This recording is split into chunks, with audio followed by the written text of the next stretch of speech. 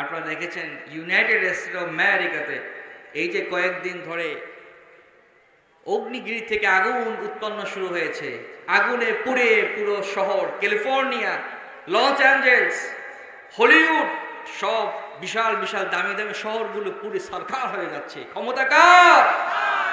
এই আমেরিকা পুরো পৃথিবীকে জ্বালিয়ে ছারখার করে দিয়েছে।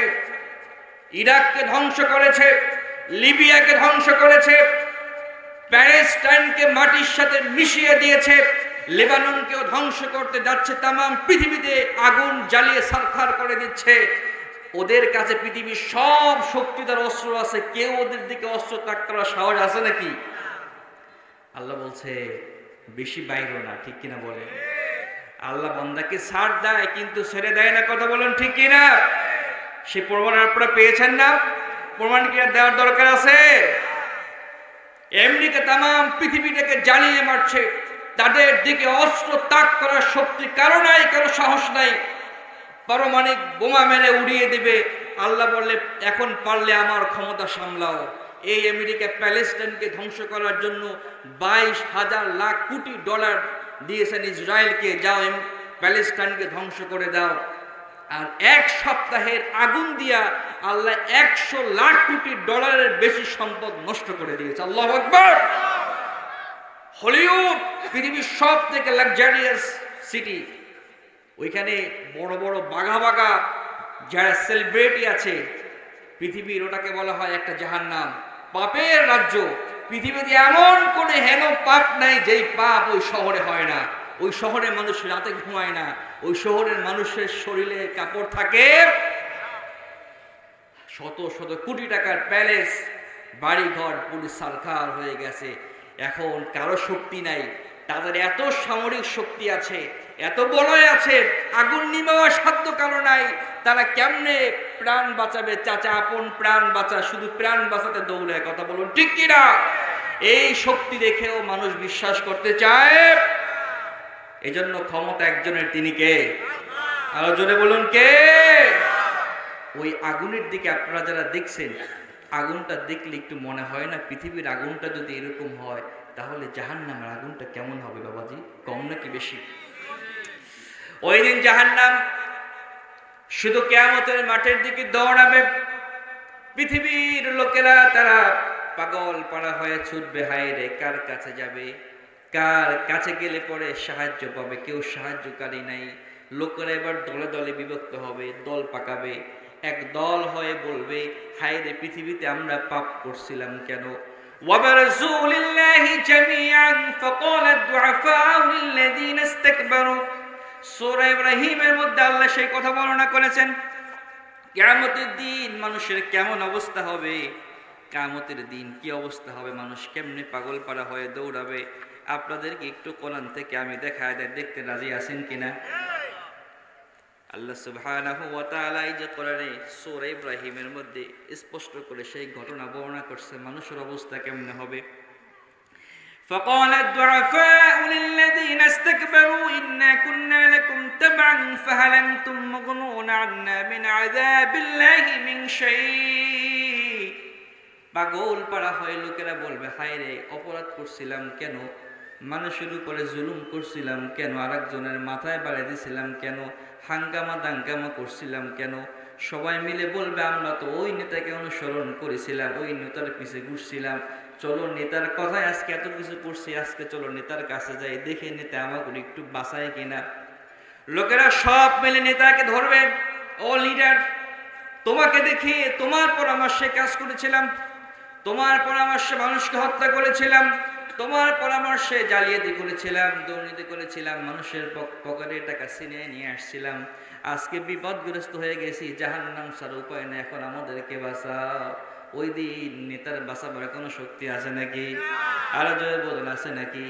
আরে মেয়ে দুনিয়াতেই তো নাই, কথা বলুন ঠিক কিনা? যে যেমনে পালায় পালাও, আছে না? না। এবার নেতা বলবে, হায় রে পাগলা, কেমনে তোদেরকে বাঁচাবো? এবার নেতা উত্তর দেবে, ইন্না কুন্না লাকুম তাবান ফাহাল আনতুম মুগনুন আন্না মিন আযাবিল্লাহি মিন শাই। আযাব দেখে নেতা বলবে, শোনো, ক্বালু লাউ হাদানাল্লাহু লাহাদাইনাকুম সাওয়াউন আলাইনা আজসি'না আম সাবারনা মা লাহু মিন নাহিস। চিৎকার মেরে বলুন আল্লাহু আকবার। এবার কি নেতা কি বক্তব্য দেবে একটু শুনে রাখেন, শোনার দরকার আছে না নাই? আমার যুবকেরা, যুবক কারা কারা হাত দেখি একটু, 30 বছরের নিচের বয়স্কার হাত দেখি একটু, অনেক যুবক ভাইরা আছে, হাত নামান। আল্লাহ যুবকদের কোমলের মতো কবুল করুক, বলেন আমিন। সাবধান হয়ে যান। এবার নেতা কি জবাব দেবে শুনেন। নেতা বলবে, হায় রে আফসোস, পৃথিবীর মধ্যে তোমরা, আমি যা বলছি তোমরা তাই শুনছো, আমার কথা জাস্টিফাই করো নাই, আমার কথা চিন্তা করো নাই, যা বলছি তাই আমার পিছে পিছে ঘুরছো। আমি বুঝে বলছি না বুঝে বলছি, আমার নিজের স্বার্থের জন্য বলছি, সব কথাই শুনছো, কিছু তোমরা বাদ বিচার করো নাই, জাস্টিস করো নাই। এবার দেখো আল্লাহর কঠিন জাহান্নামের আগুন, না পারবো আমি তোমাদেরকে বাঁচাতে, না পারবা তোমরা মিলে আমাকে বাঁচাতে। জোরে বলুন নাউজুবিল্লাহ। কেউ কাউকে বাঁচাবার সুযোগ, কেউ কাউকে বাঁচাতে পারবে না। এবার নেতা কর্মী সবাই এক জায়গা হইবে, সবাই মিলে সভা করবে। তাহলে গুনাহ করছিলাম কেন? নামাজ পড়ি নাই কেন? গুনাহে জিনা ব্যভিচারে লিপ্ত হয়েছিলাম কেন? অশ্লীলতার দিকে কেন গিয়েছিলাম? সবাই মিলে পরামর্শ করবে। আমরা কেন ভুল পথে চলছিলাম? সবাই মিলে পরামর্শ করে বলবে, হায় রে, কাম তো একটা ছিল। কি কাজ? বলে সবাইকে আমাদেরকে ওয়াসওয়াসা দিয়েছেন একজন, ওটার নাম কি? আরো জোরে বলুন কি? সবাই মিলে বলবে, আমরা তো অ্যাকচুয়ালি ওনার কথাই শুনেছি, শয়তান আমাদেরকে টান দিয়েছে, আমাদেরকে বুঝিয়েছে, ওর কথায় চলেছি। আজকে চলো সবাই মিলে শয়তানকে পাকড়াও করি। এরপরে সব মানুষগুলো জাহান্নামে গিয়ে, শয়তান ওই দিন কিয়ামতের ময়দানে জাহান্নামের একটা আগুনের পাহাড়ের উপরে দাঁড়ায় থাকবে। সবাই মিলে গিয়ে শয়তানকে পাকড়াও করবে। সবাই মিলে শয়তানকে পাকড়াও করবে। শয়তানকে কি প্রশ্ন করবে শুনতে রাজি আছেন? নেই? আপনাদের কষ্ট হচ্ছে? এবার শয়তানকে সবাই মিলে প্রশ্ন করবে, ওয়াকালা শাইতান লাম্মা কুদিয়াল আমরু ইন্নাল্লাহা ওয়া'আদাকুম ওয়া'দাল হক। সবাই মিলে প্রথম শয়তানকে ধরবে। শয়তানকে বলবে, শয়তান রে, তোমার ওয়াসওয়াসায় পড়ে, তোমার কথা শুনে দুনিয়াতে পাপ করেছিলাম, তোমার ওয়াসওয়াসায় শুনে দুনিয়াতে রাহাজানি করেছিলাম, চাঁদাবাজি করেছিলাম, মানুষের মাথায় বাড়ি দিয়েছিলাম, গীবত করেছিলাম, জেনা ব্যভিচারে লিপ্ত হয়েছিলাম, নামাজ ছেড়ে দিয়েছিলাম। রে শয়তান, আজকে মহা বিপদে পড়ে গেছি, আজকে আমাদেরকে একটু বাঁচাও, আমাদের জন্য কিছু একটা করো। ও যুবক বলেন তো, ওই দিন শয়তানের কিছু করার সাহস বা সাধ্য কিছুই আছে নাকি? সব ক্ষমতা একজনের, তিনি কে? পৃথিবীতেও তার, পরকালেও তার, সর্বময় শক্তির অধিকারী একজন। চিৎকার মেরে বলুন তিনি কে? চিৎকার মেরে বলুন আল্লাহ। এবার শয়তানকে পাকড়াও করবে। শয়তান, এবার তুমি আমাদের জন্য কিছু করো। শয়তান কি করবে? শয়তান এবার উত্তর দেবে, ক্বালা শাইতান, শয়তান বলবে, সেদিন বলবে, লাম্মা কুদিয়াল আমরু ইন্নাল্লাহা ওয়া'আদাকুম ওয়া'দাল হক। আরে বোকার দলেরা, ওই দিন তো পৃথিবীতে আমার কোনো শক্তি সাহস কিছু ছিল না, আমার কোনো সামর্থ্য ছিল না, আমি কোনো রাজা ছিলাম না। বলেন তো, শয়তান কি আপনার এই কুয়াকাটার কোনো শহীদারির দায়িত্ব আছে? বা কোনো হোটেলের এই যে বয় অথবা এই যে দারোয়ান, এরকম কোন দায়িত্ব তার আছে নাকি? এতটুকু পাওয়ারও তারও কাউকে দেওয়া হয়? কিন্তু তারপরও সারাদিন আমরা কার কথা শুনি? সকাল থেকে শুনি কার কথা? বলেন না একটু। এবার শয়তান বলবে, আমার কোনো ক্ষমতা ছিল না, ওয়া'আদতুকুম ফাআখলাফতুকুম। হায় রে, তোমরা শুনে যাও, পৃথিবীতে আল্লাহ তোমাদেরকে যে ওয়াদা করেছিল, লাম্মা কুদিয়াল আমরু ইন্নাল্লাহা ওয়া'আদাকুম ওয়া'দাল হক। আল্লাহ পৃথিবীতে তোমাদেরকে যে ওয়াদা করেছিল, সেই ওয়াদা সত্য ছিল। আল্লাহ তোমাদেরকে বলেছিল জান্নাত দেবে, আজকে জান্নাত আছে। জোরে বলুন সুবহানাল্লাহ। আল্লাহ তোমাদেরকে বলেছিল হুরগিলমান দিবে, সেটা আছে। আল্লাহ তোমাদেরকে বলেছিল কবরে শান্তি দিবে, যারা জান্নাতি তারা কবরে শান্তিও পেয়েছে। ওয়া'আদতুকুম ফাআখলাফতুকুম। শুধু আমি শয়তান যে ওয়াদা করেছি, ওয়াদা আজকে ছিন্ন করলাম। জোরে বলুন নাউজুবিল্লাহ। আমি সব ওয়াদা, all my commitment I have closed, silver, সবকিছু, কোনো কিছু নাই, সবকিছু ব্রেক ডাউন করে দিলাম, আমার ওয়াদা এর কোনো দামই নেই, সব ভেঙে দিলাম। এবার শয়তান বলবে তোমরা আজকে আমাকে মারতে পারো, আজকে আমাকে গালি দিতে পারো, আমাকে বর্ষণা করতে পারো, লাঞ্ছনা করতে পারো, কিন্তু কোনো লাভ হবে না। না পারবা তোমরা আমাকে জাহান্নাম থেকে বাঁচাতে, না পারবা আমি তোমাকে জাহান্নাম থেকে বাঁচাতে। জোরে বলুন নাউজুবিল্লাহ। জাহান্নাম থেকে বাঁচাতে পারে একজন, তিনি কে? আমার ভাইয়েরা, জাহান্নাম থেকে বাঁচাতে পারে আপনার আমল, জাহান্নাম থেকে বাঁচাতে পারে আপনার চোখের পানি। বান্দা যখন চোখের পানি ছেড়ে আল্লাহর কাছে কাঁদে, বান্দা যখন গুনার জন্য অনুতপ্ত হয় আল্লাহর কাছে কাঁদে, বান্দা যখন আল্লাহকে ভয় করে চোখের পানি ছেড়ে আল্লাহর কাছে কাঁদে, আল্লাহ বলে বান্দার দুইটা ফোঁটা আমার বড় পছন্দ। একটা হলো তার শরীরের রক্তের ফোঁটা যখন আমার কোরআনের জন্য, আমার ইসলামের জন্য দেয়, ওইটা আমার বেশি পছন্দ। আর একটা হলো বান্দা যখন চোখের পানি ছেড়ে আমার ভয়ে কাঁদে, ওই চোখের পানির ফোঁটা আমার কাছে বড় পছন্দ। বান্দা যখন চোখের পানি ছেড়ে কাঁদে, ওর চোখের পানি নাকের ডগায় আসার আগে আমি আল্লাহ ওকে মাফ করে দেই। আলোচনা বলেন আল্লাহু আকবার। এই জন্য আল্লাহ বলেন ওয়াসারিউ ইলা মাগফিরাতিন মির রাব্বিকুম ওয়া জান্নাহ, তোমরা কম্পিটিশন করো, প্রতিযোগিতা করো, কিস পাওয়ার জন্য? আল্লাহর জান্নাত পাওয়ার জন্য। সুবহানাল্লাহ। Make a competition to win জান্নাহ, ওন দ্য প্যারাডাইস। এটা পাওয়ার জন্য কম্পিটিশন করো, এটা পাওয়ার জন্য প্রতিযোগিতা লাগিয়ে দাও। পৃথিবীতে শুধু একটা বাড়ি আর গাড়ির জন্য প্রতিযোগিতা করো না, তাহলে সাফল্য আসবে জান্নাতে যেতে পারলে। কথা বলুন ঠিক কিনা? আমাদের চাওয়া একটা, ওইটার নাম কি? জান্নাত। যদি বলেন ওটার নাম কি? মেয়ে চাইবো তো বড়টা চাইবো, চাবেন তো বড়টা চাইবেন, ছোটটা চায়া লাভ কি? ঠিক কিনা বলে? পৃথিবীর সব সম্পত্তি একজনের কাছে, ওটা কে? ওনার কাছে চাইলেই পাওয়া যায়, ওনার কাছে কি চাইলেই পাওয়া যায়, ওনার কাছে চাইতে হবে। এই জন্য আল্লাহ সুবহানাহু ওয়া তাআলা কিয়ামতের দিন জান্নাতে আমরা কারা কারা যেতে চাই? সবাই চাই কি চাই না?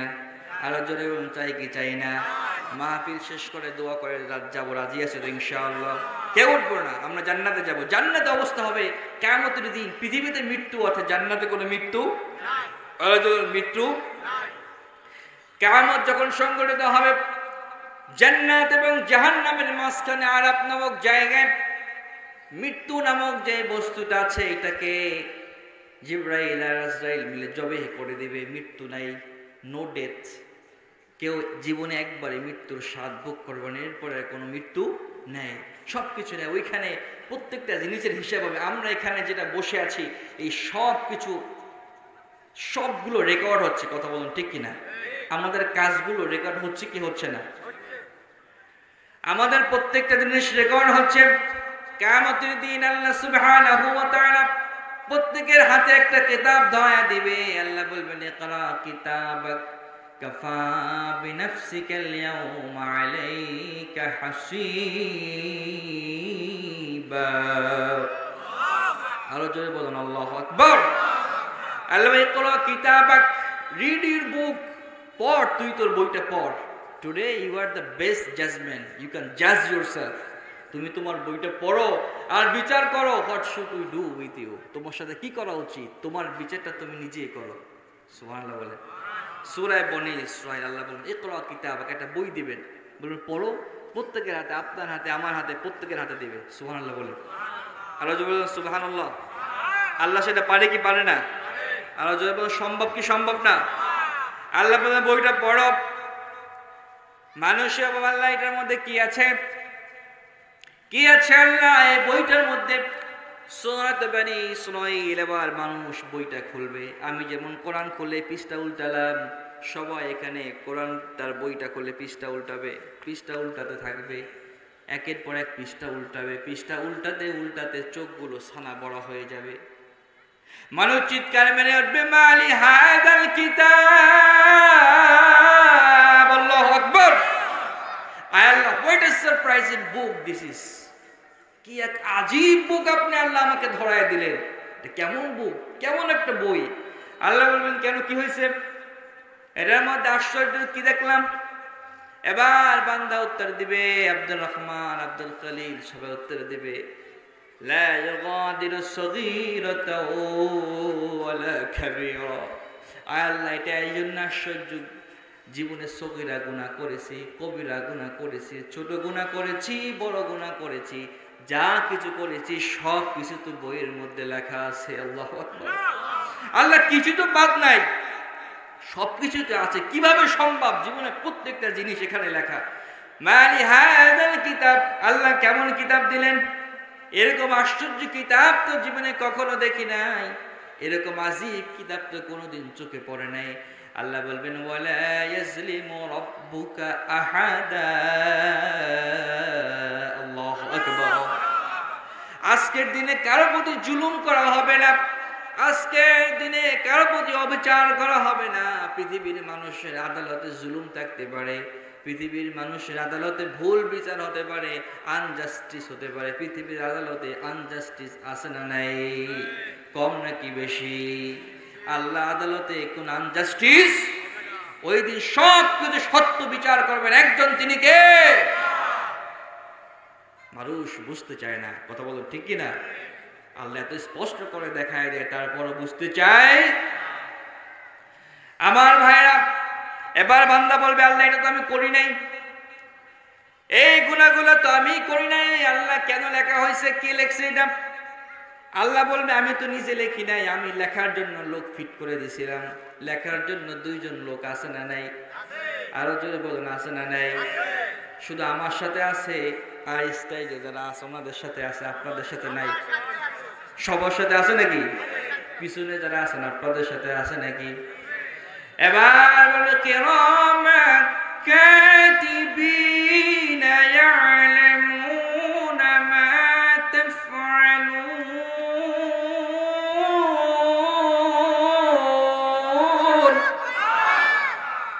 আল্লাহ সুবহানাহু ওয়া তাআলা দুইজনকে বসায়া দিয়েছেন non stop 24 and 7 hours they writing. তাদের কলম কখনো বন্ধ হয়? আর জোরে বলুন, বন্ধ হয়। 24 ঘন্টা, সপ্তাহে 7 দিন, মাসে 30 দিন, বছরে 365 দিন আপনাদের ছুটি থাকে, ব্রেক থাকে, বিভিন্ন রকমের গ্রীষ্মকালীন শীতকালীন বন্ধ থাকে, ঈদের ছুটি থাকে, কোরবানির ছুটি থাকে। কিন্তু দুইজনকে আল্লাহ ফিট করে দিয়েছেন, তাদের কোনো 1 সেকেন্ডের জন্য বন্ধ, তাদের কোনো বন্ধ নেই। কাজ করে কি করে না? সব কিছু লেখে লাগতেছে। এবার বান্দা চিন্তা করবে হায় রে হায়, তো ধরা খেয়ে গিয়েছি। ধরা আছে না নাই? গত 16 বছর ধরে যারা কাজ করেছে ধরা খাইছে কি খায় নাই? আর বলুন বিপদে আছে না নাই? তাহলে পৃথিবীর মধ্যে যদি আপনার হিসাবটা এত সহজ হয়, কিয়ামতের দিন কি আরো কঠিন হবে না সহজ হবে? আর যদি বলুন কঠিন না সহজ? পালাবার কোনো সুযোগ? এবার বান্দারা চিন্তা করবে পৃথিবীতে তো অনেক রকমের এমনি এমনি করে কাটাই দিছি, বিচার বসছে, বিচারে গিয়ে বসছে, এটা আমি করি নাই, মানি নাই, সিসি ক্যামেরা দেখাইছি, তারপরে কইছে না এটা তো আমি না, আরেকজন আসছিল, কইছে কি কই নাই, সিসি ক্যামেরার মধ্যে ভুল আছে, সার্ভেলেন্স মানি না, আছে না নাই? চিন্তা করবে এখন আল্লাহর সাথে একটু টেকনিক করে দেখি, এরকম দুষ্ট আছে না নাই? মসজিদে গিয়েও টেকনিক করে কি করে না? মসজিদের সভাপতি সেক্রেটারি নিয়ে মারামারি আছে না নাই? মসজিদের মধ্যে রাজনীতি আছে না নাই? পাড়া মহল্লায় গ্রামে গঞ্জে সব তো বাজারঘাট বাদ দিয়ে মসজিদের মধ্যে রাজনীতি ঢুকে গেছে, কথা বলুন ঠিক না? যারা মসজিদের মধ্যে রাজনীতি করতে আসে এদেরকে মসজিদ থেকে বের করে দেবেন, আদেশটা কার? মসজিদ চলবে কোরআন এবং হাদিস অনুসারে, কথা বলুন ঠিক কিনা?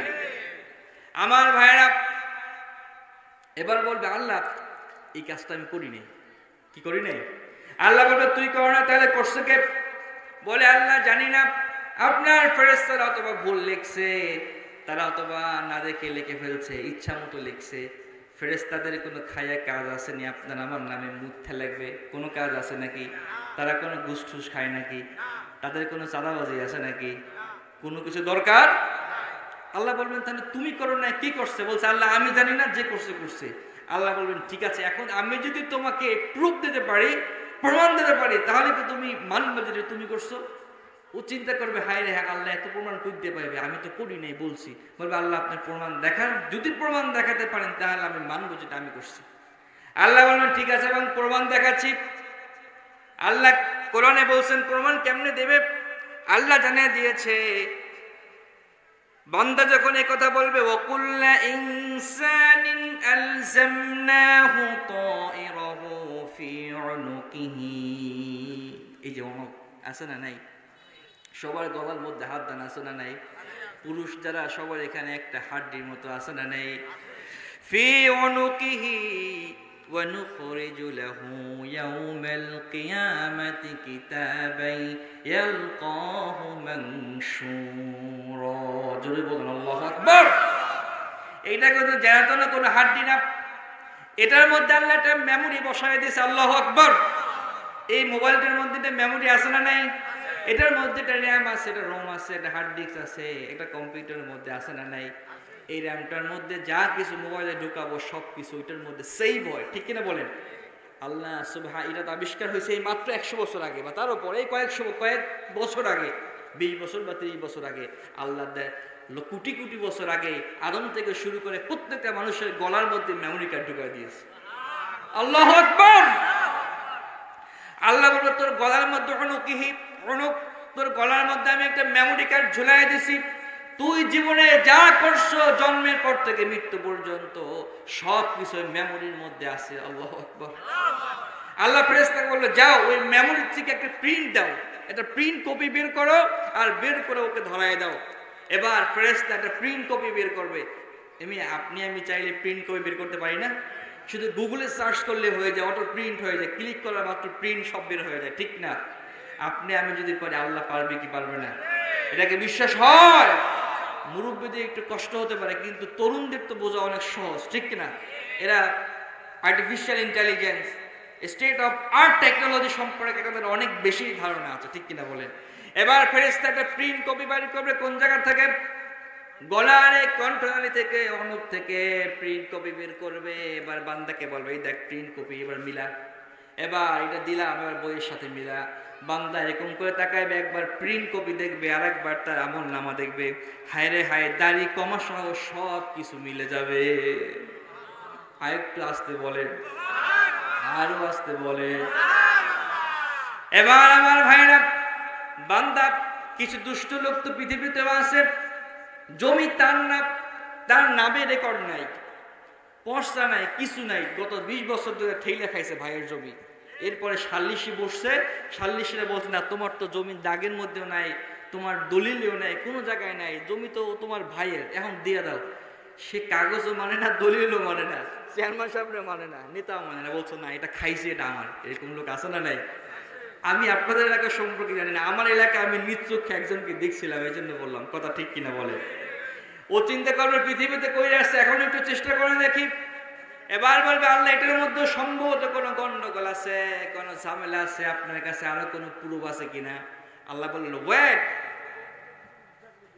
অপেক্ষা করো, আমার কাছে প্রমাণ আরো আছে। সুবহানাল্লাহ বলে, আমার কাছে আরো প্রমাণ আছে, দলিল আছে। আল্লাহ কি দলিল আছে দেখান।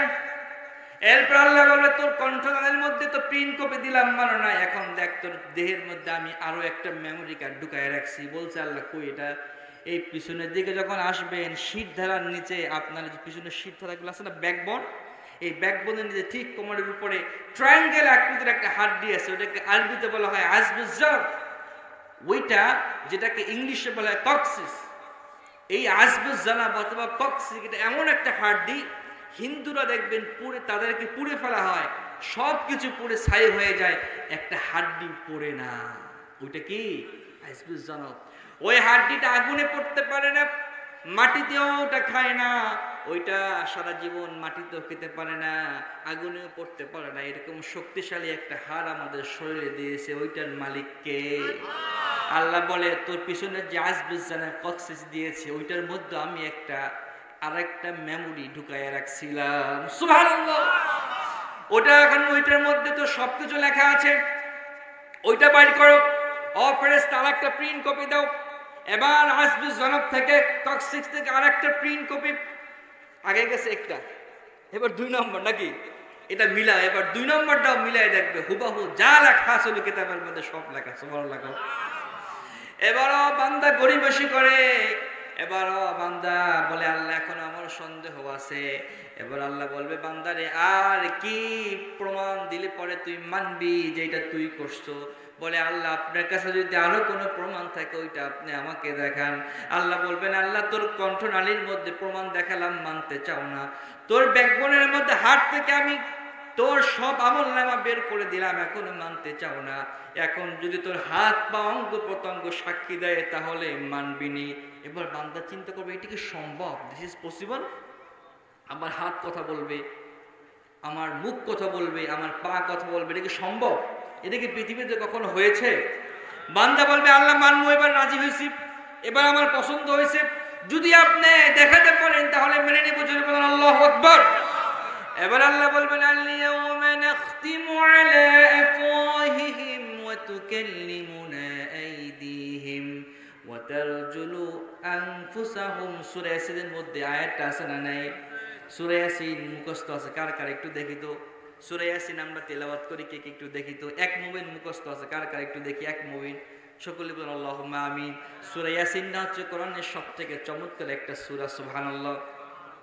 আল-ইয়াওমা নাখতিমু আলা আফওয়াহিহিম, আল্লাহ সুবহানাহু ওয়া তাআলা বলেন টুডে, মুখ কি বলবেন, যাও তোমার মুখকে আমি সিল ওভার করে দিলাম, সিল ওভার ইউর মাউথ।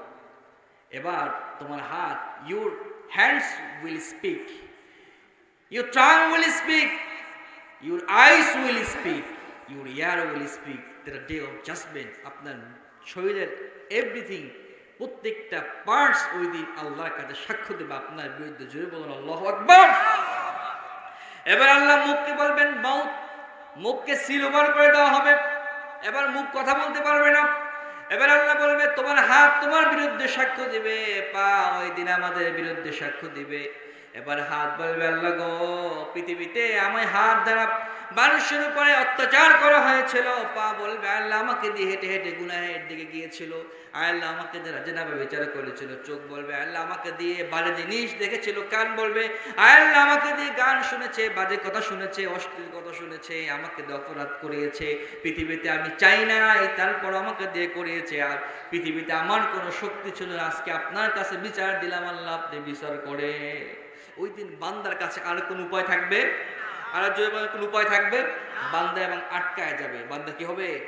বান্দা এবং আটকায় যাবে। আল্লাহ ওই দিন দেখে দেবেন ইয়া আহলান নার খুলুদুল্লাহ ফিহা, ও জাহান্নামীরা যাও জাহান্নামে, চিরস্থায়ী চিরদিনের জন্য তোমরা জাহান্নামে থাকো। ওই দিন এক দল হবে জান্নাতি, আর এক দল হবে জান্নাতি। সুবহানাল্লাহ বলেন। ওই দিন দল হবে দুইটা। কয়টা? আরো যদি বলুন কয়টা? একটা যাবে জান্নাতে, আর একটা যাবে। পৃথিবীতেও এখন দুইটা দলে বিভক্ত হয়ে গিয়েছে। পৃথিবী এখন দুইটা প্রান্তে চলে গেছে। কথা বলুন ঠিক কিনা?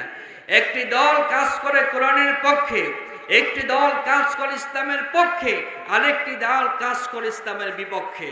একটি দল সত্যের পক্ষে, ন্যায়ের পক্ষে, আল্লাহর পক্ষে কথা বলে, আরেকটি দল ইসলাম এবং মুসলমানকে ক্ষতি করার জন্য, ধ্বংস করার জন্য কাজ করে। কথা বলুন ঠিক কিনা? আমরা কোন দলে থাকব? আমরা কার দলে?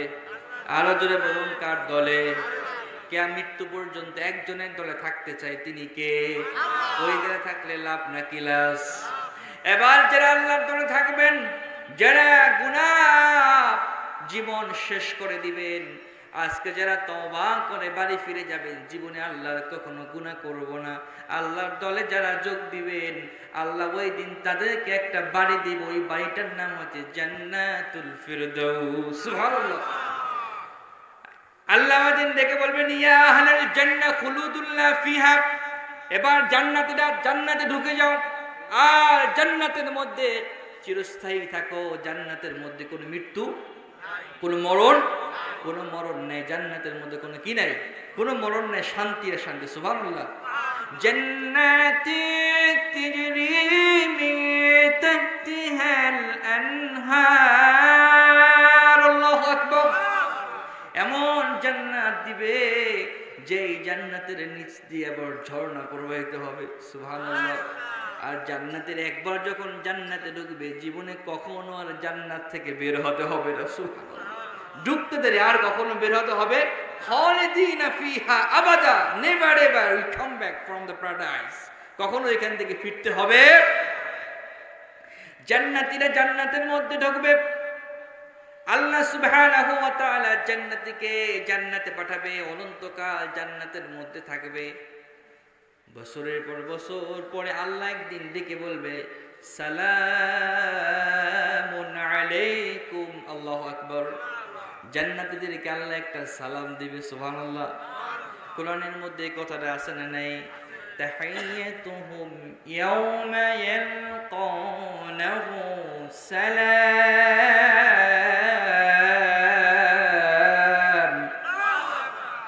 আল্লাহ জান্নাতীদেরকে সালাম দিবে। মানুষেরা বলবে হায় কে আমাদেরকে সালাম দেয়, কে আমাদেরকে ডাকবে। খবর হয়ে যাবে সালাম এসেছে রবের পক্ষ থেকে। সুবহানাল্লাহ। আল্লাহ যখন আপনাকে আমাকে সালাম দিবে কলিজাটা আনন্দে আত্মহারা হয়ে যাবে। আল্লাহর সালাম শুনে মানুষেরা পাগল পাড়া। এবার আল্লাহ বলবে ও আমার জান্নাতীরা, পৃথিবীতে আমি তোমাদেরকে যে ওয়াদা করেছিলাম, আমি যে ওয়াদা কমিটমেন্ট তোমাদেরকে দিয়েছিলাম, সেটা কি তোমরা ফুলফিল পরিপূর্ণ পেয়েছো নাকি পাও নাই? জান্নাতীদেরকে আল্লাহ যখন প্রশ্ন করবে, জান্নাতের একটা দল জান্নাতীরা তারা বলবে আল্লাহ আপনার দেওয়া সব নিয়ামত যত কমিটমেন্ট করছেন সব পাইছি। সুবহানাল্লাহ বলেন। জান্নাতের মধ্যে ওই দিন দুইটা দল থাকবে। কয়টা? একটা দল থাকবে যারা সাধারণ মানুষ জান্নাতি, আর একটা দল থাকবে যারা আলেম। যারা আলেম জান্নাতি। সুবহানাল্লাহ বলেন। সাধারণ জান্নাতীরা বলবে আল্লাহ সব পেয়েছি। আলেম যারা তারা বলবে আল্লাহ এখনো কিছু বাকি আছে। সুবহানাল্লাহ বলেন।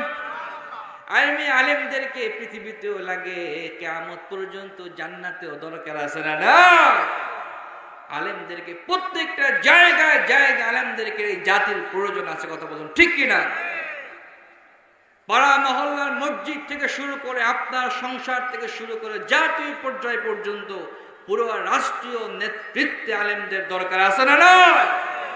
খেলাফত ভিত্তিক শাসন ব্যবস্থা যখনই পৃথিবীতে আসবে, জমিনে আসবে, তখনই শান্তি দিবেন একজন, তিনি কে? খেলাফত ভিত্তিক শাসন ব্যবস্থার উত্তম উদাহরণ হচ্ছে আফগানিস্তান। ঠিক কিনা বলেন? আমেরিকা বছরের পর বছর তাদেরকে মারার চেষ্টা করেছে, বছরের পর বছর অত্যাচার করেছে, বড় বড় কামান দিয়ে গুলি ফেলেছে, বোমা ফেলেছে। মর্দে মুজাহিদ তারা দাঁড়িয়েছিল এক আল্লাহর উপরে বিশ্বাস করে খেলাফত ভিত্তিক রাষ্ট্র ব্যবস্থার উদাহরণ তাম পৃথিবীতে স্থাপন করেছে। এখন পুরো পৃথিবী বলতে রাজি, অল ব্যাংক সবাই মিলে এখন এই কথা বলছে আফগানিস্তান আগামী রোল মডেল হবে। সুবহানাল্লাহ বলে। আফগানিস্তান পৃথিবীর শান্তিময় দেশের একটা এক্সাম্পল হবে very soon, today and tomorrow. এ তাম পৃথিবীর মধ্যে ইসলাম মুসলমান কোরআনের দ্বারা যে জমিন পরিচালিত হয় ওইখানে শান্তি দেয় একজন, তিনি কে? আমাদের দেশে ইসলাম আমরা চাই কি চাই না? আল্লাহ কবুল করুক, বলেন আমিন। এবার আলেমরা বলবে আল্লাহ এখন আমরা সব পাই নাই, বলবে কি বাকি আছে? আলেমরাকে বলবে আল্লাহ গো, শীতের মধ্যে কোরআন শোনার জন্য বসেছিলাম ভুইয়া বাড়ির মাঠে, ওই মসজিদের ময়দানে বসেছিলাম, গভীর রাতে উঠে তাহাজ্জুদ পড়েছি, প্রচন্ড শীতের মধ্যে ফজরের সালাত পড়তে গিয়েছি। আয় আল্লাহ, জীবনে কোনোদিন আপনাকে দেখি নাই, আয় আল্লাহ আপনার নবীকে দেখি নাই, এমনকি সাহাবায়ে কেরামদেরকেও দেখি নাই, কাউকে না দেখে জান্নাত দেখি নাই, জাহান্নাম দেখি নাই, শুধু আপনার কথা শুনে শুনে আল্লাহ আপনার ইবাদত করেছি, মনের মধ্যে বড় আশা, শুনেছি আপনাকে জান্নাতে নাকি দেখা যাবে। আল্লাহু আকবার। জান্নাতে আমরা আল্লাহকে দেখতে চাই কি চাই না? নারে তাকবীর। বান্দা বলবে আল্লাহ এখনো সব শেষ হয় নাই, বাকি আছে, আপনাকে দেখতে চাই, আল্লাহ আপনাকে দেখতে চাই। নবী মুসা পৃথিবীতে বলছিল রব্বি আরনি আনজুরু ইলাইক, ও আল্লাহ তোমাকে আমি দেখতে চাই। আল্লাহ বললেন মুসা রে ক্বালা লান তারানি, never you can see me. এই চোখে চর্ম চোখে আল্লাহকে দেখা যায়, কিন্তু জান্নাতে দেখা দেবেন একজন, তিনি কে? বান্দারা যখনই আরজি করবে আল্লাহ পৃথিবীতে আপনাকে দেখি নাই, আজকে আপনাকে দেখা না পর্যন্ত আমাদের কলিজা শীতল হবে না, পরিপূর্ণ হবে না, আপনাকে দেখতে চাই। হাদিস শরীফ সাক্ষ্য দেয় আল্লাহ বান্দার কথা শুনে তার নূরের তাজাল্লি দিবে, আল্লাহর নূরের তাজাল্লিতে বান্দার চোখ চোখমুখ করবে, জল জল করবে, এই চোখ আল্লাহর রোশনি নিতে পারবে না, পাগল পারা হয়ে যাবে। সুবহানাল্লাহ। আল্লাহ দেখবে বান্দা তাকে দেখতে পাচ্ছে না, কষ্ট হচ্ছে। নবী মুসা আলাইহিস সালামের কথা মনে আছে নাকি? দিলে বলছে আল্লাহ তোমাকে দেখতে চাই। আল্লাহ বলছেন না মুসা তুমি আমাকে দেখতে পারবে না। নবী মুসার সাথে বিলম্বা কথোপকথন হয়েছে। সর্বশেষ তুর পাহাড়ে যখন নবী মুসা আলাইহিস সালাতু ওয়াস সালাম গিয়েছিলেন, আল্লাহ সুবহানাহু ওয়া তাআলা তার নূরের সামান্য তাজাল্লি দিয়েছিলেন। হাদিস শরীফ বর্ণনা করা হয় যেটা সূর্যের পিছনে যতটুকু পরিমাণ ছিদ্র থাকে, এই ছিদ্র থেকে যতটুকু পরিমাণ আলোক রশ্মি যায়, অথবা আপনার সহজে বুঝবেন টিনের ঘর ছিদ্র হয়েছে, এটা যখন রৌদ্রের আলো পড়ে তখন বিছানায় শুলে দেখা যায় হালকা ছিদ্র থেকে একদম খুব তীক্ষ্ণ রশ্মি আসে। দেখছেন না? এখন তো সবার বিল্ডিং হয়ে গেছে, টিনের ঘর নাই, অনেকে দেখছেন ছোট সময়, ঠিক কিনা? এর থেকেও চিকন জায়গার থেকে সামান্য একটু আলোক রশ্মি আল্লাহ দিয়েছিলেন। মুসা আলাইহিস সালাম সহ পুরো তাওর পাহাড় জলে সরকার হয়ে গিয়েছিল। সুবহানাল্লাহ। এবার আল্লাহ বলবেন ঠিক আছে, আমাকে দেখতে তো কষ্ট করতে হবে না, আজকে কষ্টের দিন না, চলো তোমাদেরকে একটা মাহফিলে দাওয়াত দিবে। বলবেন আসো, আমি আজকে একটা মাহফিল আয়োজন করব, সেই মাহফিলে তোমাদের সবার সাথে আমি দেখা করবো। সুবহানাল্লাহ। আর একটু বলেন না সুবহানাল্লাহ। আল্লাহ সেই মাহফিলে যেতে চাই কি চাই না? আল্লাহ সবাইকে মাহফিলে দাওয়াত দিবে। আল্লাহ একটা মাহফিলের জন্য একটা মাঠ রেডি করেছে। আল্লাহ মাহফিলের জন্য একটা মঞ্চ রেডি করেছে, একটা জায়গা নির্ধারণ করেছে। সেই জায়গাটার নাম হচ্ছে মসজিদ। আল্লাহু আকবার। এই মসজিদ শব্দটা কোরআনের মধ্যে আছে না নাই? ক্বাফ ওয়াল কুরআনিল মাজিদ। আল্লাহু আকবার। মসজিদ নামক একটা বিশাল ময়দান আল্লাহ রেখেছে, বিশাল একটা ময়দান। এই মসজিদ নামক জায়গার ব্যাপারে হাদিস শরীফে এসেছে, নবী পাক সাল্লাল্লাহু আলাইহি ওয়াসাল্লাম একবার বসে আছেন, হযরত জিবরিল আলাইহিস সালাতু ওয়াস সালাম হাতের মধ্যে কিছু একটা নিয়ে আসছে। সুবহানাল্লাহ বলেন। বিশ্বনবী জিজ্ঞাসা করেন, Jibrail what things in your hand? তোমার হাতের মধ্যে কি? হাযা শাইউন বিয়াদিক। তোমার হাতের মধ্যে কি? এটা কি নিয়ে এসছো? জিবরাইল আলাইহিস সালাম বলেন, ইয়া রাসূলুল্লাহ, হাবিবাল্লাহ, আমার হাতের মধ্যে আমি একটা মানচিত্র নিয়ে আসছি। কি নিয়ে আসছে? জিবরাইল কিসের মানচিত্র নিয়ে এসছো আমাকে দেখাও। এবার জিবরাইল আলাইহিস সালাম হাত খুলে একটা মানচিত্র দেখালো।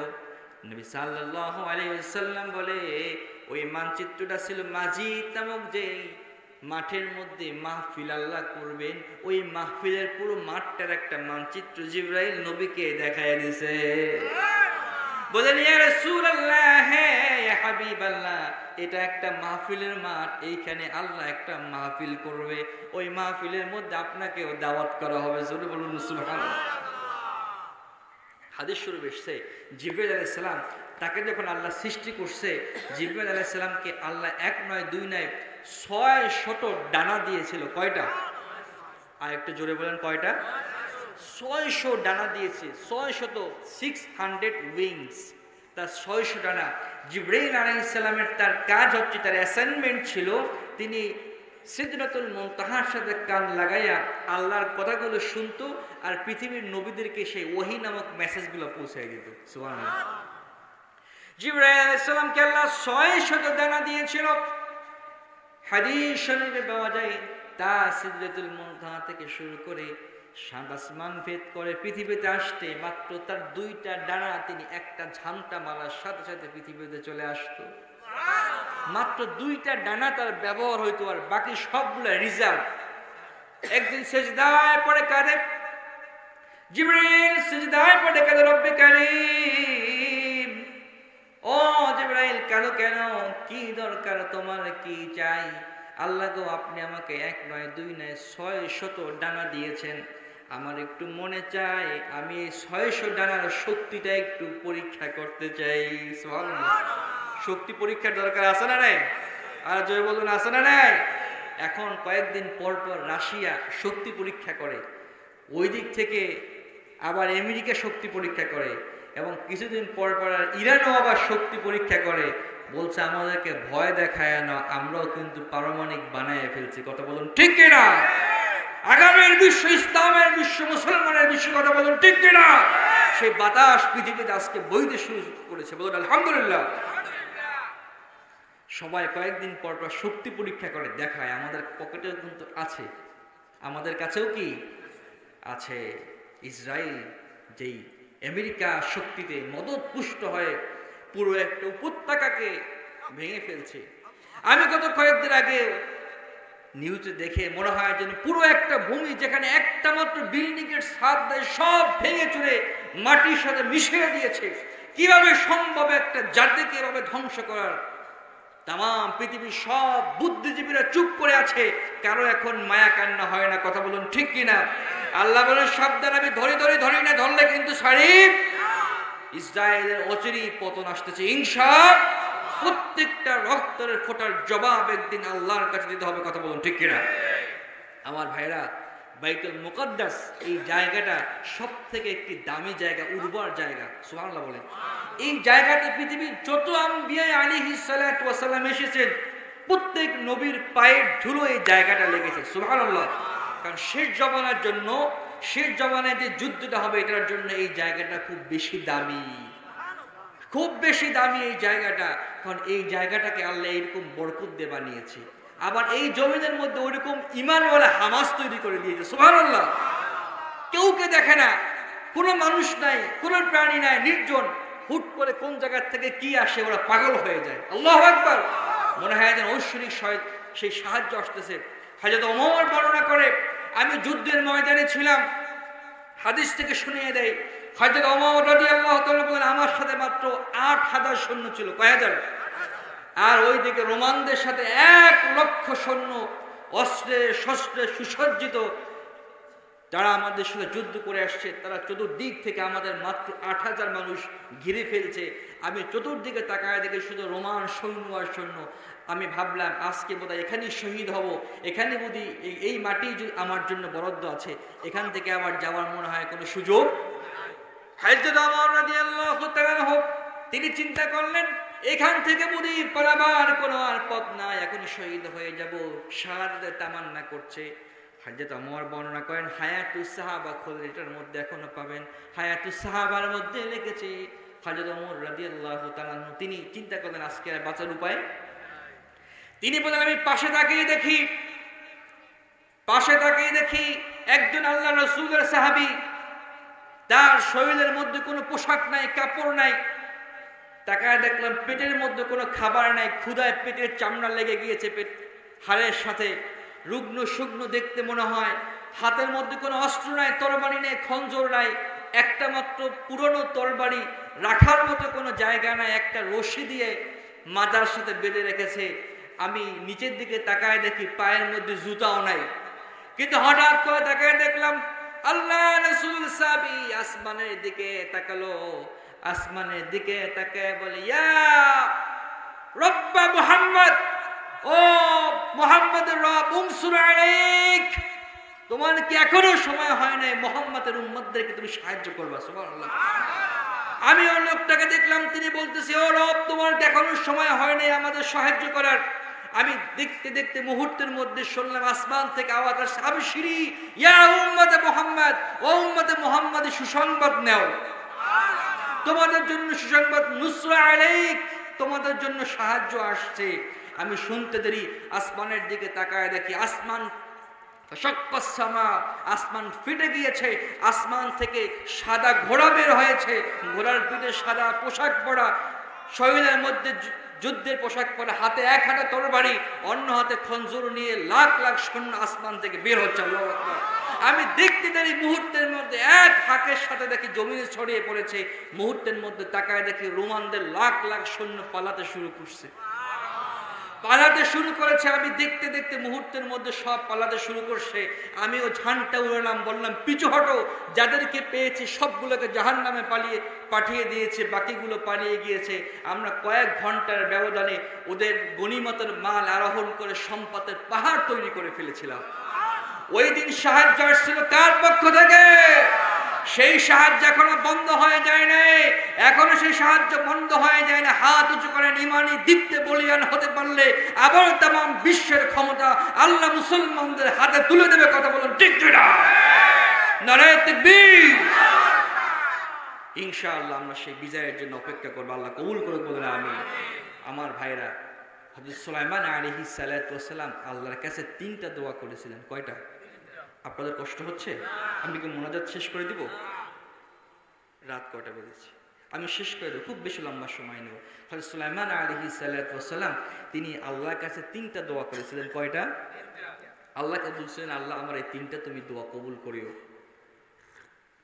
নবী সাল্লাল্লাহু আলাইহি ওয়াসাল্লাম বলছেন, হযরত সুলাইমান যে দোয়া করছেন আল্লাহ সেই দোয়া কবুল করছেন।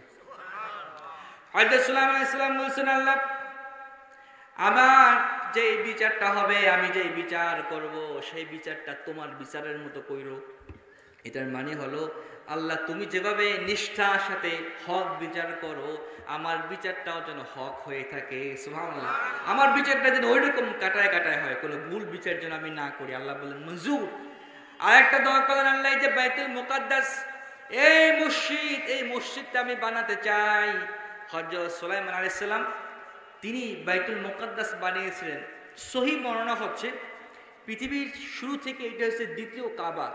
এটা অনেক আগে বাইতুল মুকাদ্দাস তৈরি হয়েছিল, পরবর্তী ধ্বংস হয়েছে। নবী সুলাইমান রিকনস্ট্রাক্ট করেছে, নতুন করে আবার এটাকে করেছেন। তিনি জিন দ্বারা জিনদেরকে খাটায় খাটায় বাইতুল মুকাদ্দাস বানাইছে। সুবহানাল্লাহ। আল্লাহকে বলছেন, আল্লাহ আমি এই মসজিদ শেষ না করা পর্যন্ত আমাকে মৃত্যু চাই না। এই মসজিদ আমি যেন জীবদ্দশায় করে যেতে চাই, মসজিদ না শেষ করে আমাকে তুমি মৃত্যু দেবেন। আল্লাহ বললেন কবুল করলাম। আর হযরত সুলাইমান আরেকটা দোয়া করেছে, বাইতুল মুকাদ্দাসে যারা ঢুকবে, যারা একবার এই মসজিদে ঢুকবে, ঢুকে যারা বের হবে, তাদের জীবনের সব গুনাহ আল্লাহ তুমি মাফ করে দিবা। আল্লাহ বলেন সুলাইমান দোয়া কবুল করলাম। বিশ্বনবী সাহাবায়ে কেরামকে বলছেন, নবী সুলাইমান যে দোয়া করেছে আল্লাহ সুলাইমানের দোয়া কবুল করেছিল। এমনি এমনি মানুষগুলো জীবন দেয়, তাহলে এই মসজিদের দাম আছে না নাই? সেই জমানার জন্য অত্যন্ত গুরুত্বপূর্ণ জায়গা আছে বাইতুল মুকাদ্দাস। সম্মানিত হাজিরিন, বলছিলাম জান্নাতের মধ্যে কি হবে? মাহফিল হবে, সব মানুষজন। নবী করিম সাল্লাল্লাহু আলাইহি ওয়াসাল্লাম বলেন, জিবরাইল আল্লাহকে বলেন, আল্লাহ আমি শক্তি পরীক্ষা করতে চাই। কি করতে চাই? শক্তি পরীক্ষা করতে চাই। আল্লাহ বলেন, জিবরাইল তুমি যাও, জান্নাতের মধ্যে ঘুরে আসো, জাহান্নামের মধ্যে ঘুরে আসো, তোমার শক্তি পরীক্ষা হয়ে যাবে। কারণ জান্নাতটা ছোট নাকি বড়? আরো যদি বলুন ছোট নাকি বড়? হাদিস শরীফে এসেছে, ছোট যে জান্নাতটা আল্লাহ বান্দাকে দিবে, ওই জান্নাতটা হলো এই পৃথিবীর 10টা পৃথিবীর সমান। সব থেকে কম আমল যার, সব শেষ যে জান্নাতে যাবে, ওকে যে জান্নাতটা দিবে, সব থেকে ছোট জান্নাত, একদম লোয়েস্ট স্ট্যাটাসের যে জান্নাত, ওইটা ওই পৃথিবীর 10টার সমান। সুবহানাল্লাহ। কিসের জমির জন্য পাগল হলেন? কিসের ফ্ল্যাটের জন্য, বাড়ির জন্য পাগল হচ্ছেন? আপনার বাড়ি তো পৃথিবীর থেকে বড়। সুবহানাল্লাহ। আপনার এই ছোট্ট বাড়িতে তো মুসলমানদের পোষায় না, কথা বলুন ঠিক কিনা? আরে কয় যে এই দুনিয়া বোঝে না, ব্যবসা বাণিজ্য বোঝে না, খালি মসজিদে দৌড়ায়, খালি এখানে দৌড়ায়, মাহফিলে দৌড়ায়, পীরের কাছে যায়, তাবলিগে যায়, এখানে সেখানে যায়, মনে হয় এই দুনিয়াদারি বোঝে না। এই লোকটা মনে হয় বড় বোকা, বলে কি বলে না? আসলে এই লোকটা বোকা না, উনি কেউ মাওলাকে চিনছে। ওনার তো ছোট্ট বাড়িতে পোষাবে না, তার লাগবে 10 দুনিয়ার সমান বাড়ি। কথা বলো ঠিক কিনা? আল্লাহ যেন কবুল করে বলে না আমি। এবার জিবরাইল জান্নাতের মধ্যে ভ্রমণ করে আসলেন, জাহান্নামটা পুরো ভ্রমণ করে এসছে। এসে বলেন, আল্লাহ গো, আপনার জান্নাত জাহান্নাম সবগুলো ঘুরেছি, আমার 2টার বেশি পাখা ব্যবহার করতে হয় নাই। সুবহানাল্লাহ। আল্লাহ আমি বাকিগুলো ব্যবহার করতে চাই, আমাকে একটু শক্তি প্রদর্শন করার সুযোগ করে দেন। কি করবে? শক্তি দেখতে চাই। আল্লাহ বললেন, যাও, আমি তোমাকে মাজিদ নামক একটা মাঠ আছে, তুমি এই মাঠটার মধ্যে একটু ঘুরে আসো। সুবহানাল্লাহ। জিবরাইল এবং মাজিদ নামক মাঠে চলে যাবে। মাজিদ নামক মাঠে গিয়ে জিবরাইল উঠতে শুরু করবে, ডানা ঝাপটা দিবে। যেই জিবরাইলের সিদরাতুল মুনতাহা থেকে পৃথিবীতে আসতে মাত্র একটা ঝাপটা মারলেই সিদরাতুল মুনতাহা থেকে পৃথিবীতে চলে আসে, আর একটা মারে পৃথিবী থেকে সিদরাতুল মুনতাহা চলে যায়। সুবহানাল্লাহ। উনি এবার ঝাপটা মারতে থাকবে, দৌড়াবে, উঠতে থাকবে। 1টা 2টা 100 200 600 ডানা সবগুলো ব্যবহার করা হয়ে যাবে। জিবরাইল এবার সিজদায় পড়ে আল্লাহকে ডাকবে, আল্লাহ শক্তি পরীক্ষা তো শেষ, 600 ডানা ব্যবহার করে আমি বড় ক্লান্ত হয়ে গেছি। আল্লাহ বলবে, জিবরাইল কতটুকু ঘুরে আসছো? জিবরাইল বলবে, আল্লাহ কতটুকু ঘুরছি তা তো জানি না, কিন্তু আমার শক্তিতে সব শেষ, আমি পুরো ক্লান্ত হয়ে গেছে। আল্লাহ বললো, জিবরাইল জানো তুমি কতটুকু ঘুরছো? বলে, আল্লাহ বলে দেন। আল্লাহ বললেন, মাজিদ নামক মাঠের একটা কোনাও শেষ করতে পারো নাই। আল্লাহু আকবার। এই বিশাল মাঠটা প্রস্তুত করা হবে মাহফিলের জন্য, স্টেজ করা হবে, বিশাল ময়দান সুসজ্জিত করা হবে জান্নাতীদের জন্য। ওই মাহফিলের শ্রোতা হবে সমস্ত আল্লাহর জান্নাতের মেহমানেগণ, সুবহানাল্লাহ। জান্নাতের সব মেহমানরা হবে ওই দিন শ্রোতা। বিশাল স্টেজ করা হবে, স্টেজের মধ্যে পৃথিবীর সমস্ত নবী এবং রাসূলগণ 1,24,000 তার থেকেও বেশি সবার জন্য স্টেজে জায়গা করা হবে, সুবহানাল্লাহ। স্টেজের মধ্যে সব চেয়ার বুক হয়ে গেছে, নবী এবং রাসূলরা বসে পড়েছে। সামনের দিকে 3টা চেয়ার খালি, সমস্ত জান্নাতীরা বসে পড়েছে। জান্নাতীদেরকে এক একটা বিশাল সিংহাসন দেওয়া হবে। এই সিংহাসনগুলো স্বর্ণ, রূপ্য এবং মণিমুক্তা দিয়ে খচিত করে বিশাল একটা করে সিংহাসন দিবে, সুবহানাল্লাহ। আর আল্লাহ বলবেন, এমনি এমনি আমার জান্নাতি মেহমানরা আসছে, একটু মেহমানদি করাও। শারাবান তাহুরা, আল্লাহু আকবার। যাও সবাইকে শারাবান তাহুরা দিয়ে দাও, সবাইকে পানীয় সার্ভ করা হবে। আজকে যারা 31st নাইটে বিভিন্ন উৎসবে নাপাক জিনিস খান, ভুল জিনিস পান করেন, এটা বরদাস্ত, এটা না, এটা যারা ছাড়বেন তারাই ওই দিন খাইতে পারবেন। খাইতে রাজি আছি না নাই? যাদের বদভ্যাস আছে ছাড়তে রাজি আছি না নাই? এটা পৃথিবীতে ছেড়ে দিবেন, খাওয়ার ব্যবস্থা করে দেবেন একজন, তিনি কে? আর যদি বলুন কে? আল্লাহ বলে সবাইকে সার্ভ করো, সবাইকে পানীয় দাও, শরবত পান করো। সব মানুষ আনন্দে উল্লাসে সবাই বসে যাবে। এবার আল্লাহ বলে অনুষ্ঠান শুরু হবে। একটা হামদের দরকার আছে না নাই?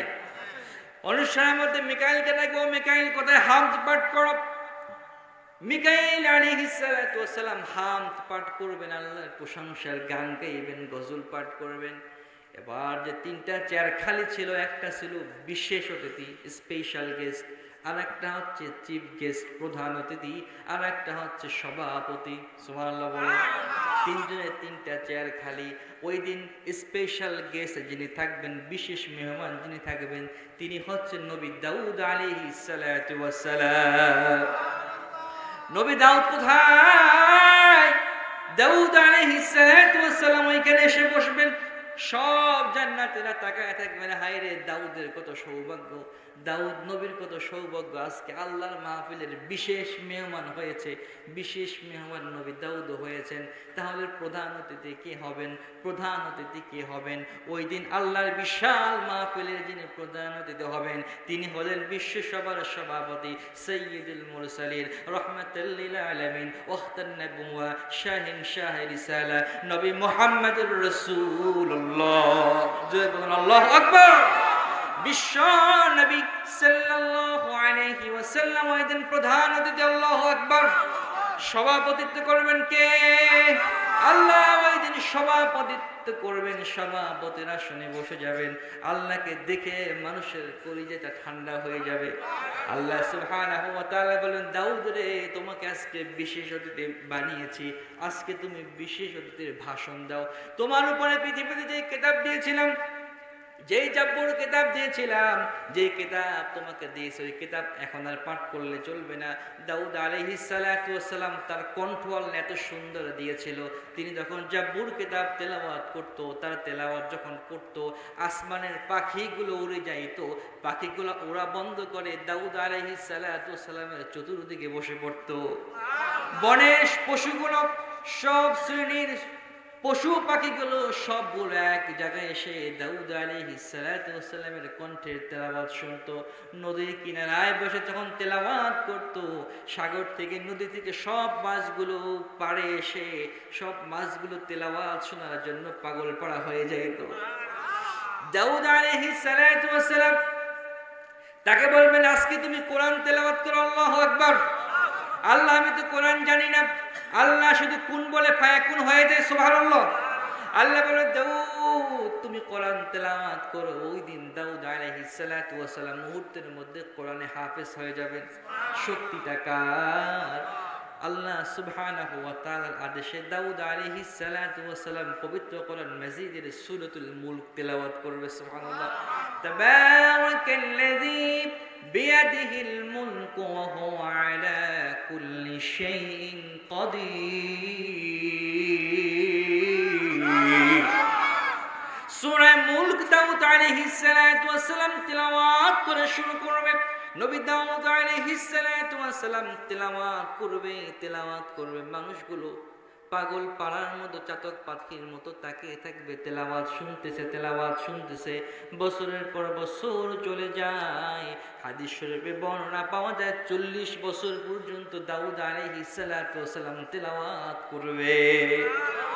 দাউদ, এবার তোমার বক্তৃতা বন্ধ করো, এবার প্রধান অতিথি আলোচনা করবে। প্রধান অতিথি বিশ্ব সবার সভাপতি সাইয়্যিদুল মুরসালিন মুহাম্মদুর রাসূলুল্লাহ। নবী হে, আপনার উপরে কোরআন নাজিল করেছিলাম, কোরআন তেলাওয়াত দিয়ে শুরু করেন। বিশ্ব নবীর উপরে কোরআন নাজিল হয়েছে, তার কণ্ঠের কোরআন তেলাওয়াত না কত যেন মজা হবে, ঠিক কিনা? তিনি যখন মক্কায় তার ছোট্ট ঘরের মধ্যে কোরআন তেলাওয়াত করতেন, বিশ্ব নবী কোরআন তেলাওয়াত করত, রাতের বেলা তিনি কোরআন পড়তো, কোরআন তেলাওয়াত করত। মক্কার যত কাফের, আবু জাহেল, উতবা, সাহেবা, সবগুলো সারাদিন কোরআনের বিরোধিতা করত। সারাদিন কোরআন যাতে বলতে না পারে সেই চেষ্টা করত। কাবা শরীফে যেন কোরআন তেলাওয়াত না করে সেই কোরআন বন্ধ করার জন্য চেষ্টা করত। এখন আবু জাহেলের গ্রুপ পৃথিবীতে আছে না নাই? এখনো কোরআন বন্ধ করতে চায়, কোরআনের আলোচনা এখনো বন্ধ করতে চায়। আগে ফেসিস্টটা বন্ধ করতে চায়, তো এখনো একদল লোক নেমেছে কোরআনকে বন্ধ করতে চায়। কথা বলুন ঠিক কিনা? অতীত থেকে যদি শিক্ষা না নেন, আপনাদের জন্য বড় সমস্যা অপেক্ষা করতেছে। কথা বলুন ঠিক কিনা? এবার আবু জাহেল, উতবা, সাহেবা সবগুলো রাত্রবেলা এসে বিশ্ব নবীর ঘনের কোরায় এসে চুপ করে কোরআন তেলাওয়াত শুনতো। সকালবেলা হয়েছে, আবু জাহেল দৌড় দিছে বাড়ির দিকে, আবু লাহাব দৌড় দিছে বাড়ির দিকে, উতবা দৌড় দিছে বাড়ির দিকে। একজন ধাক্কা খাইছে, কে তুমি? কে? এই আবু জাহেল, এই উতবা, সাহেবা, কি তুমি এখানে এসো কেন? উতবা, তুই এখানে এসো কেন? সাহেবা, তুই এখানে এসো কেন? তোমার কারণ কি? একজনকে আরেকজনে চিনি বলছো না? আসলে আইছিলাম একটু মুহাম্মদ সাল্লাল্লাহু আলাইহি সাল্লামের কোরআন তেলাওয়াত শুনতে। মনটা এইটা না শুনলে ঘুমে ধরে না। সুবহানাল্লাহ।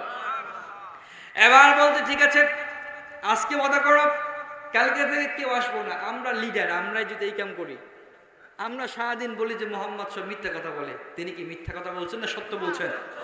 আল্লাহু আকবার। কোরআন সত্য, কোরআন হক। এটা কার কিতাব? আল্লাহর কিতাব।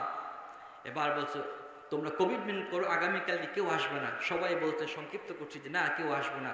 কিন্তু পরের দিন রাতটা যখন গভীর হয়েছে, আবু জাহেল চিন্তা করে আজকে তো উতবাও যাবে না, সাহেবাও যাইবে না, কেউ যাইবে না, আমি একা একটু গিয়ে কোরআন শুনে আছি। সুবহানাল্লাহ। উতবা চিন্তা করলো আবু জাহেল নাই, সাহেবাও নাই, আমি যাই। আর সাহেবা চিন্তা করলো আবু জাহেল নাই, উতবাও নাই, তাহলে আমি যে শুনে আছি। তিনজনে গোপনে গোপনে গিয়ে সবাই কোরআন শুনতেছে। সারা রাত দাঁড়িয়ে কোরআন শুনে। সুবহানাল্লাহ। বিশ্ব নবীর মুখের তেলাওয়াত, জওয়ানের তেলাওয়াত, কত জানি মজা। আল্লাহু আকবার। সকালবেলা যখন আবার সবগুলোর সাথে একই জায়গায় দেখা হয়েছে, কিরে আসছো কেন? বলে হায় রে, রাতের বেলা কোরআন না শুনলে ঘুমাতে পারি না। সুবহানাল্লাহ। বিশ্ব নবী এদিন কোরআন তেলাওয়াত করবে। নবীজি পবিত্র কোরআন মাজিদের সবথেকে সুন্দর সূরা ইয়াসিন ওই দিন তেলাওয়াত শুরু করবে। বিশ্ব নবীর কণ্ঠে কোরআন তেলাওয়াত, কত যে মজা, কত যে মজা। আল্লাহ সৃষ্টিতে যত সুর এবং ঝঙ্কা ছিল সবগুলো বিশ্ব নবীর কণ্ঠে ঢেলে দেওয়া হবে। মানুষগুলো হেলতে থাকবে, দুলতে থাকবে, পাগল পাড়া হয়ে শুনতেই যাবে, শুনিয়ে যাবে। কোরআন বন্ধ করো না, কোরআন তেলাওয়াত চলবে, কোরআন তেলাওয়াত চলবে, কোরআন তেলাওয়াত চলবে। বছরের পর বছর চলে যাবে।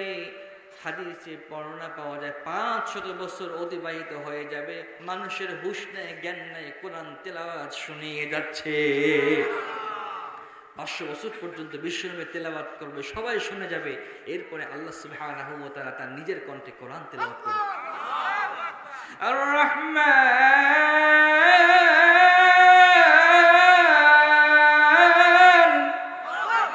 আল্লাহ ওই দিন সূরা রহমান তেলাওয়াত করবে তার নিজের কণ্ঠে। আল্লাহ ওই দিন তেলাওয়াত করবে। আল্লাহ যখন তেলাওয়াত শুরু করবে, কত হাজার বছর চলে যাবে, কোনো বর্ণনা পাওয়া যায় না। অনন্তকাল ধরে আল্লাহ তেলাওয়াত চলতেই থাকবে, চলতেই থাকবে। জোরে বলুন আল্লাহু আকবার। ওই দিন ওই জান্নাতের মাহফিলে আমরা থাকতে চাই কি চাই না? হাজির হতে চাই কি চাই না? আলোচনা শেষ করে দিচ্ছি। আল্লাহ আজকের এই মাহফিলে যারা হাজির হলো সব ভাইদের জীবনের গুনাহগুলো মাফ করে দেয়।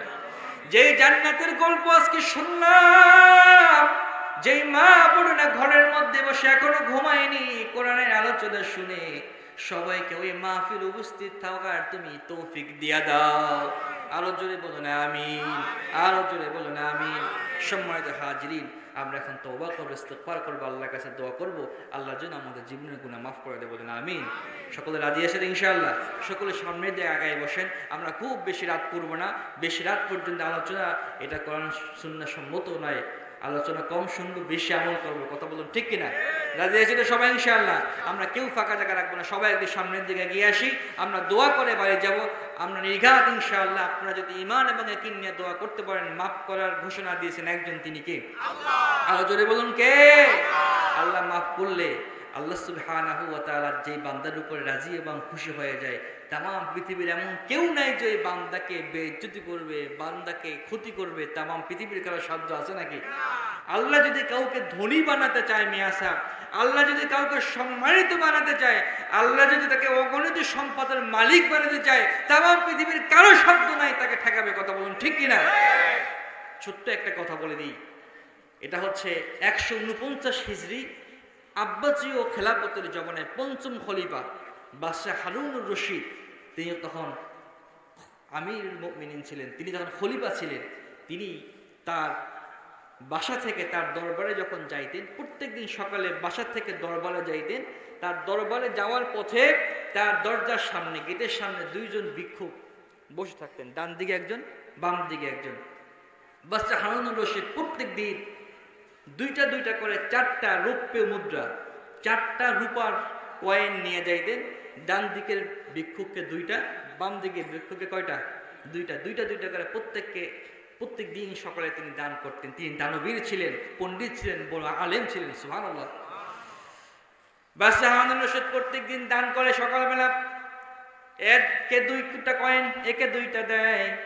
এখনকার সময় যদি রৌপের হিসাব করেন তাহলে এক একটা কয়েনের দাম মিনিমাম 1 তোলা হবে। 1 তোলার উপর দাম কত হবে উকিল সাহেব? অন্তত 1,500 টাকা হবে।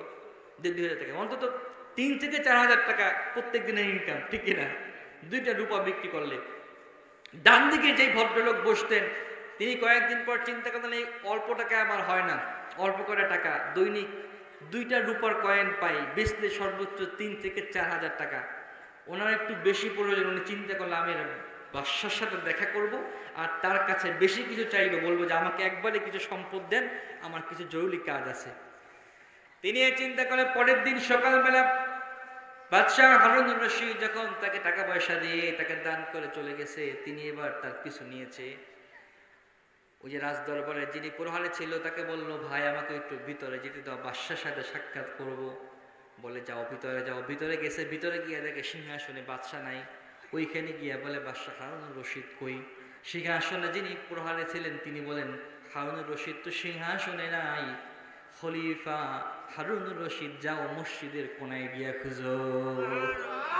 বাদশাহ হারুনুর রশিদ সিংহাসনে নাই, আছে কই? মসজিদের কোনায়।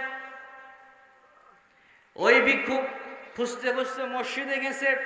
মসজিদে গিয়ে দেখে পুরো মসজিদে কেউ নেই, মসজিদ ফাঁকা, কোনো লোকজন নাই, শুনশান, নিরাপত্তা। বাদশা গেল কই? কারণ বাদশা মানেই তো অনেক লোকজন, ঠিক কিনা বলেন? আমাদের সাধারণত ছোটখাটো কোনো একজন মেয়র, এমপি বা একজন তার পিএস গেল, পিছনে সামনে 10টা প্যাম্পু আছে না নাই? মনে হয় যেন কে একজন এখান থেকে যাচ্ছে। কথা বলুন ঠিক কিনা? হযরত আমিরুল মুমিনিন ওমর ইবনে খাত্তাব মরুভূমির মধ্যে শুয়ে থাকতেন, কেউ তার খোঁজ রাখতেন না। সুবহানাল্লাহ। অন্য দেশ থেকে, রোম থেকে লোক আসছে ওমরকে দেখতে। খলিফাতুল মুসলিমিন, অর্ধজাহানের বাদশা, কি যেন ব্যাপার স্যাপার দেখে আসি। কূটনৈতিক লোকেরা এসছে, ফরেন মিনিস্ট্রি থেকে লোক এসছে, খলিফাতুল মুসলিমিনের ইন্টারভিউ নেবে, তার সাথে কথা বলবে। রাজদরবার এসে বলে, তোমাদের খলিফাতুল মুসলিমিন কই? আইসা দেখে কোনো রাজদরবারও নাই, কোনো বঙ্গভবন নাই, সংসদ ভবন নাই, আছে একটা মসজিদ। সুবহানাল্লাহ। মসজিদে নববী ওইটাই, সব ওইটাই সংসদ ভবন, ওইটাই বঙ্গভবন, ওইটাই সবকিছু। সুবহানাল্লাহ। ওইখানে দেখে ওমর নাই। ওমর কোথায় গেছে? কারো কোনো পাত্তাও নাই। বলে, গাও গিয়ে দেখো ওই মরুভূমির মধ্যে গিয়ে দেখো ওইখানে সম্ভবত কোথায় এক জায়গায় শুয়ে আছে। খুঁজতে খুঁজতে গিয়ে গেছে, লোকেরা খুঁজতে গিয়ে দেখে একটা লোক শরীরে কোনো কাপড় নাই, মরুভূমির মধ্যে বালুর মধ্যে খালি গায়ে শুয়ে আছে, শরীর থেকে ঘাম টপ টপ টপ টপ করে পড়তেছে। লোকেরা বলে হায় রে, ওনাকে ভাবছে উটের রাখাল বা কেউ একজন হবে। জিজ্ঞাসা করে খলিফাতুল মুসলিমিন ওমর কোথায়? অন্য রাখালরা দেখায় দেয় ওই যে শুয়ে আছে বালির মধ্যে খালি গায়ে, ওইটাই হচ্ছে ওমর ইবনে খাত্তাব খলিফাতুল মুসলিমিন। আল্লাহু আকবার। এরকম তাকওয়া দিয়া ইখলাস দিয়ে তামাম পৃথিবী শাসন করেছিল, কথা বলুন ঠিক কিনা? হাজার হাজার কোটি টাকা পাচার করে দেশকে লুটপাট করে তারা শাসন করে নেয়, কথা বলুন ঠিক কিনা? আমার ভাইরা, বাদশাহ হারুন রশিদ মসজিদে এবার ভিক্ষুক গেছে, গিয়ে দেখে বাদশাহ হারুন রশিদ দুইটা হাত তুলে কাঙ্গালের মতো এতিমের মতো কি যেন বিড়বিড় করে দোয়া করে আর কান্দে। গিয়া ভিক্ষুক দেখে হারুন রশিদ হাত পেতে বসে আছে, বলে আল্লাহ আমার এলাকার মানুষকে শান্তি দাও, আয় আল্লাহ আমার দেশের মানুষের সম্পদ বাড়ায় দাও, আয় আল্লাহ আমার দেশের মানুষের গুনাহ মাফ করে দাও, আয় আল্লাহ আমার দেশের মধ্যে মারামারি রাহাজানি কমায় দাও। এই দোয়া করতেছে। সুবহানাল্লাহ। খলিফা, এটাই তো হচ্ছে খেলাফত, ঠিক কিনা বলুন? আল্লাহ কাছে চাইতেছে আল্লাহ সম্পদ বাড়ায় দাও, গুনাহ মাফ করে দাও। আর আমার দেশের শাসকরা যারা হয়েছে আর যারা হবে সবার চিন্তা কবে চেয়ারের মধ্যে যাব আর কবে পকেট ভর্তি করে বিদেশের ব্যাংকগুলো ভর্তি করব, ঠিক কিনা বলেন? আমাদের এখনো এই যে একটা উত্থান হয়ে গেল, এত রক্ত ঝরলো, এখনো আমাদের মেন্টালিটির মানসিকতার সামান্যতম কোনো পরিবর্তন আসে? আল্লাহ যেন আমাদেরকে হেদায়েত নসিব করে, বলেন আমিন। আমরা জাতি হিসেবে লজ্জিত, ঠিক কিনা বলেন? এবার ভিক্ষুক বলে হায় রে হায়, আমি তো ভিক্ষুক মানুষ, এক হাত তুললে মানুষের কাছে চাই, এই বেচারা রাজা দেখে আমার থেকে বড় ভিক্ষুক, সে দুই হাত তুললে চায়। সুবহানাল্লাহ। এটা কেমন ভিক্ষুক রে? হায় রে, আমি তো সকাল থেকে এক হাত পাতি মানুষের কাছে, কেমন বাদশার কাছে আইলাম, সে দেখি দুই হাত তুলে ওই রবের কাছে চায়। লোকটা বসে কিছুক্ষণ পিছনে বসেছিল, মনে মনে চিন্তা করলো হায় রে আমি কত বোকা, আমি কত বোকা। এই বাদশাহ হয় তামাম পৃথিবীর, তিনি খেলাফতে বসে সিংহাসন বসে তিনি দুই হাত তুলে আল্লাহর কাছে যায়। আমি কত বোকা, আমি ওই বাদশার কাছে চাওয়ার জন্য আইছি, আমি তো পারি দুই হাত তুলে ওই আল্লাহর কাছে চাইবো। উনি মনে মনে ওয়াদা করলো, কমিটমেন্ট করলো, আর মানুষের কাছে চাইবো না, বাদশার কাছে চাইবো না, চাইবো তো চাইবে একজনের কাছে। চিৎকারে মানে বলুন কে? বলে আজকে থেকে আর বাদশার কাছে চাইবো না, যার কাছে কিছু বলবো না, আমি এখন আল্লাহর কাছে চাইবো। আল্লাহু আকবার। লোকটা কিছু না বলে চলে গেছে, আর বাদশার কাছে যাব না, এখন আল্লাহর কাছে চাইবো। এখনো সে ওইখানে বসে থাকে। পরের দিন সকালবেলা বাদশা নামদার আসছে, আয়েশা দেখে ওই যে বাম দিকে যে ভিখারি ছিল ওনাকে সে দুইটা মুদ্রা দিছে, আর ডান দিকে যে তাকে এখন আর দেখে না, সে হাত পাতে না। বাদশা বলে ওই যে ডান দিকে ছিল ও কোথায় গেছে, ওকে দেখি না কেন? বলে রাজামশাই ও তো ওই যে দেখেন অন্যদিকে ফিরে আসে, উনি আজকে থেকে কমিটমেন্ট করছে সে আর আপনার কাছে কোনো কিছু চাইবে না, আপনার কাছে কোনো কিছু বলবে না। কিন্তু সে এইটা বলে না যে বলবে কার কাছে, শেষের অংশটা বলে নাই, শুধু বলছে আপনার কাছে কিচ্ছু চাইবে না। বাদশাকে একটু হিট লাগাই দিছে। আমাদের দেশের কিছু সাংবাদিক আছে, হলুদ ইউলো জার্নালিজম, তারা হলুদ সাংবাদিকতা করে, অর্ধা বলে অর্ধা বলে না, চিন্তা করে কেমনে করে ইসলাম মুসলমানদেরকে জঙ্গি বানানো যায়, তামাম পৃথিবীর কাছে খাটো করা যায়। কথা বলুন ঠিক কিনা?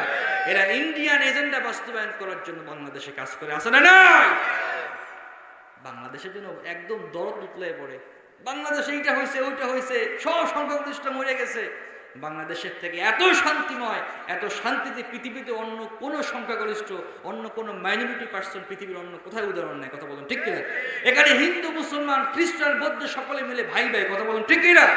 কোনো হামলা মামলা কিছু আছে নাকি? কিছু নাই। কিন্তু ওইদিকে তাদের পরন একদম ফাইটে যায়, আছে না নেই? এবার বলে বাদশা আপনার কাছে চাইবে না, তো কার কাছে চাইবে? বলে আপনার কাছে সে কিচ্ছু চাইবে না, আপনার কাছ থেকে কিছু নেবেও না। বাদশা রেগে গেছেন, উনি একটু বাদশাকে তেল মালিশ করলো, কারণ তেলবাজি করলে পৃথিবীতেও একটু বেশি সুযোগ সুবিধা পাওয়া যায়, আছে না নাই? যারা যেখানে তেলবাজি বেশি করতে পারে সুযোগ সুবিধাও কি বেশি। বাদশা বললো ঠিক আছে তাহলে আমার কাছে চাইবি না। উনি মনে মনে চিন্তা করলো যে যেই ফকির ওনার কাছে চাই, ফকিরকে তিনি বড়লোক বানাই দেবে, আর ওই যে চায় না ওরে গরিব বানাই দেবে। উনি পরের দিন সকালবেলা তার বাবুর্চিকে বলল, তুমি সকালবেলা 2টা মুরগি রোস্ট করবা, 2টা মুরগি আমার জন্য ফ্রাই করবা, আজ তো মুরগির মধ্যে 2টা স্বর্ণ মুদ্রা ঢুকাই দিবা। পরের দিন সকালবেলা বাবুর্চি 2টা মুরগি রেডি করে 2টা স্বর্ণের মুদ্রা ওটার মধ্যে ঢুকাই দিয়েছে। ওটা বেচারা রেপিং করে, ওটা রৌপ্যর মুদ্রা দিয়ে রেপিং করে কাগজ দিয়ে নিয়ে আসছে। আয়সা বললেন, এই ভিক্ষুক, আজকে থেকে তুই এটা খাবি, এই গিফট তোর জন্য। প্রত্যেক দিন সকালবেলা 2টা করে মুরগি রোস্ট দেওয়া যায়, এর মধ্যে কয়টা কয়েন? সেটা কিসের কয়েন? স্বর্ণ মুদ্রা। আর অ্যাজ ইউজুয়াল প্রত্যেক দিন 2টা করে ওই যে রূপোর মুদ্রা ওরে দিয়া ফালায় চলে যায়। ও চাক আর না চা করে দেই আমি, ফালা সামনে ফালায় চলে যায়। কয়েকদিন পরে দেখে ওই যেই লোকটা বাদশার কাছে চায় না, ওরে আর দেখে না। ভিক্ষু করে জিজ্ঞাসা, কি হলো? এই যে পাগলাটা গেল কই? ওরে তো দেখি না কয়েকদিন ধরে। বলে, বাদশা নামদার, ওকে আর কই পাইবেন আপনি? বলে, কি হয়েছে? বলে, ও তো এখন এই শহরের সব থেকে ধনী বড় ব্যবসায়ী, বিরাট ব্যবসায়ী, বিরাট কারবার, ওকে তো লাগল পাবেন না আপনার। বলে, কেন, কি হয়েছে এমন? ও এমন কি আলাদিনের চারাক পাইলো? ও এমন কি বড় প্রজেক্ট পাইছে যে 100 কোটি টাকার মালিক হয়ে গেছে? আমাদের দেশের এখন আগেরকার এমপি মন্ত্রী সচিব যে যেখানে আছে সবাই শুধু 100 কোটি 1000 কোটি, পত্রিকা খুললি দেখে 100 কোটি 1000 কোটি, আছে না নেই? বলে, এমন কি ও পাইল 100 কোটি 1000 কোটির মালিক হয়ে গেছে? এবার ওই লোকটা বলে, বাদশাহ, ও ধনী হইবে না তো ধনী কি হইবে?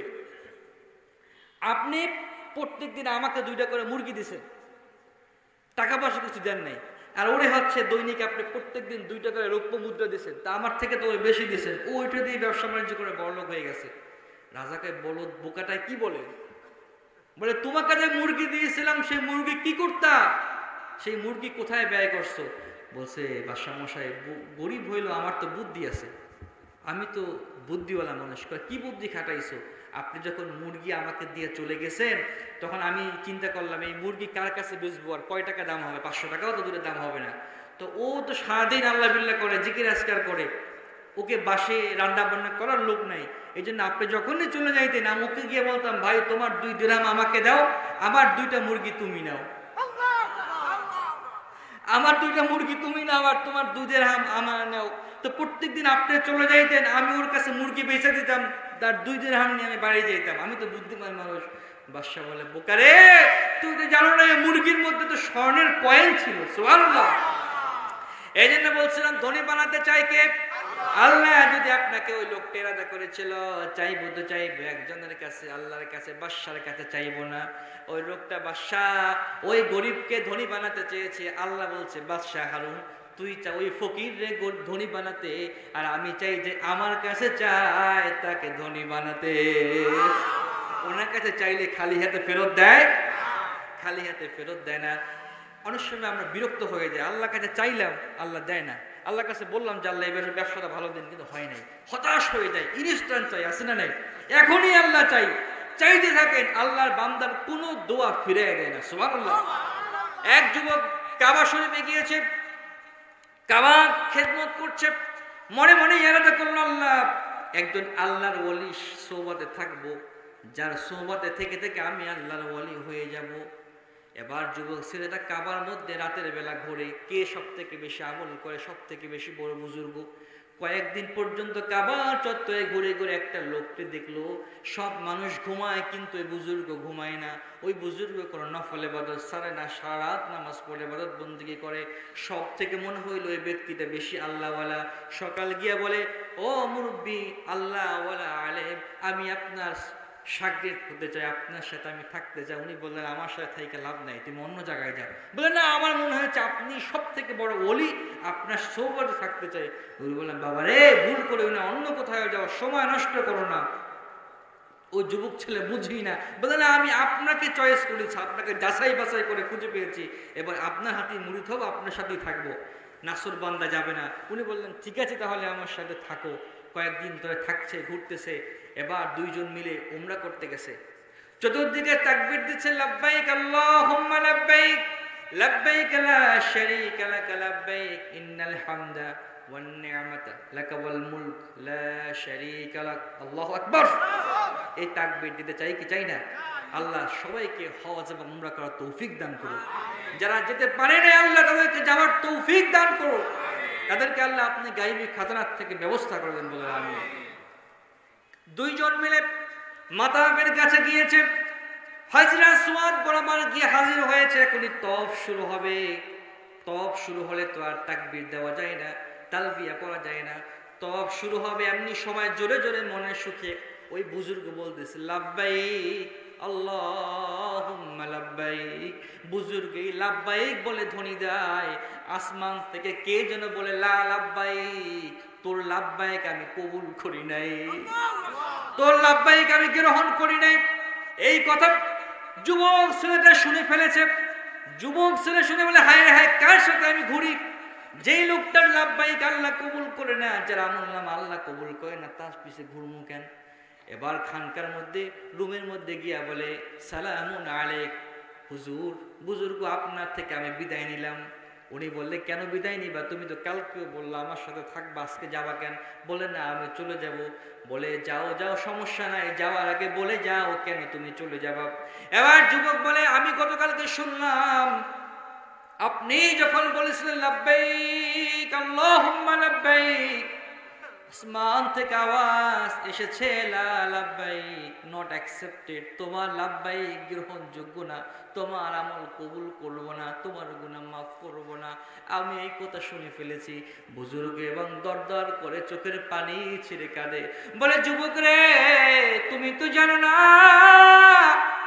এক নয় দুই নয়, গত 40 বছর পর্যন্ত আমি খানে কাবা চতুর্দিকে ঘুরিয়ে লাব্বাইক বলি। তুমি তো একদিন শুনে বিরক্ত হয়ে গেছো।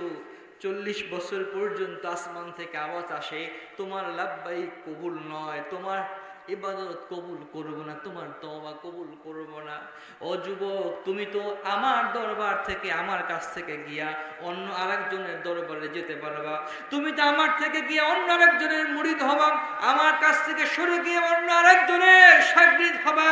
ও যুবক, তোমাকে কেমনে বুঝাবো? আমার তো আল্লাহর দরবার ছাড়া যারা যাওয়ার কোনো জায়গা নাই। আর 40 বছর পর্যন্ত তিনি আমাকে ফিরাইয়া দিচ্ছে, কিন্তু কিয়ামত পর্যন্ত যদি ফিরাইয়া দেয়, আল্লাহর দরবার ছাড়া যাওয়ার আর কোনো জায়গা আমার নাই। আমার ভাইরা পালাবে কোথায়?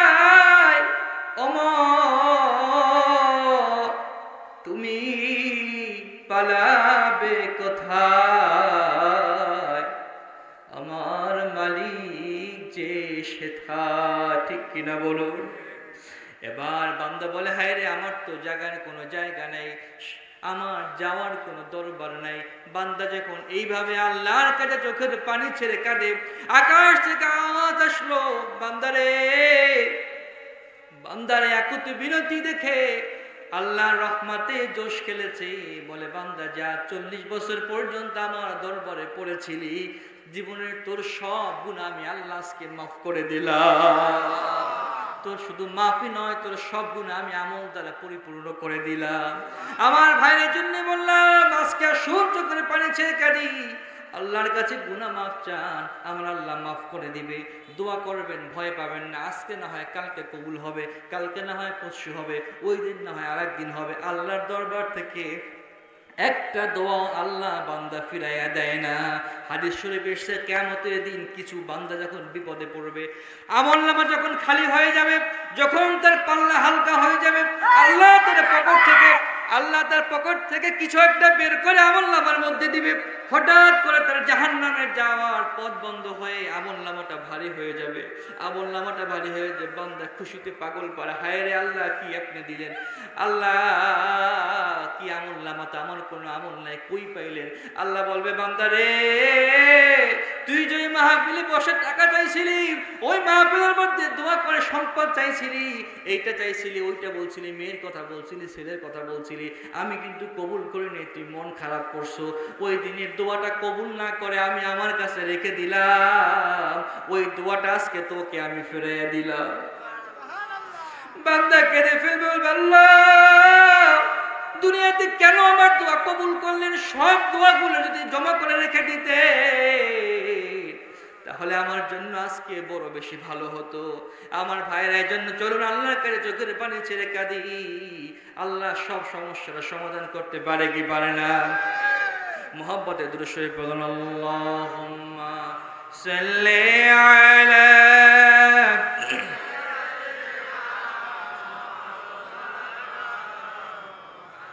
وعلى آل سيدنا مولانا। আসুন মোহাম্মতে 2 মিনিট জিকির করি। আল্লাহ আল্লাহ আল্লাহ আল্লাহ আল্লাহ আল্লাহ আল্লাহ। হয় না আওয়াজ করে, দিল খুলে, জবান খুলে, গুনাহের কথা স্মরণ করে আল্লাহ আল্লাহ আল্লাহ আল্লাহ আল্লাহ আল্লাহ আল্লাহ। চোখের পানি ছেড়ে গুনাহের কথা স্মরণ করে করে বলেন আল্লাহ আল্লাহ আল্লাহ আল্লাহ আল্লাহ আল্লাহ আল্লাহ আল্লাহ। বাবা আদমকে যেমনি মাফ করেছিলেন আমাদের জীবনের গুনাহ মাফ করে দেন। আল্লাহ আল্লাহ আল্লাহ আল্লাহ আল্লাহ আল্লাহ আল্লাহ আল্লাহ আল্লাহ আল্লাহ আল্লাহ আল্লাহু লা ইলাহা ইল্লাহু আল্লাহ আল্লাহ لا إله إلا الله محمد رسول الله صلى الله عليه وسلم। আমরা সকলেই সবাই সবার জন্য দোয়া করব। আমাদের মা বাবা যারা কবরবাসী হয়েছে আল্লাহ যেন সকলকে মাফ করে দেয়। আমরা সকলে ইস্তেগফার করি। আস্তাগফিরুল্লাহ রাব্বি মিন কুল্লি যামবি ওয়া আতুবু ইলাইহি লা হাওলা ওয়া লা কুওয়াতা ইল্লা বিল্লাহিল আলিয়্যিল আযীম। আল্লাহ আমাদের সকলে জানা অজানা শিরক বিদআত সব গুনাহ মাফ করে দেয়। আমরা সবার জন্য দোয়া করব। অপরের জন্য দোয়া করলে ওই দোয়াটা আগে নিজের জন্য আল্লাহ কবুল করে। সুবহানাল্লাহ। আপনি যখন আপনার ভাইয়ের জন্য দোয়া করবেন আল্লাহ ওই দোয়াটা আগে আপনার জন্য কবুল করবে। আল্লাহুম্মা আমিন। ربنا ظلمنا أنفسنا وإن لم تغفر لنا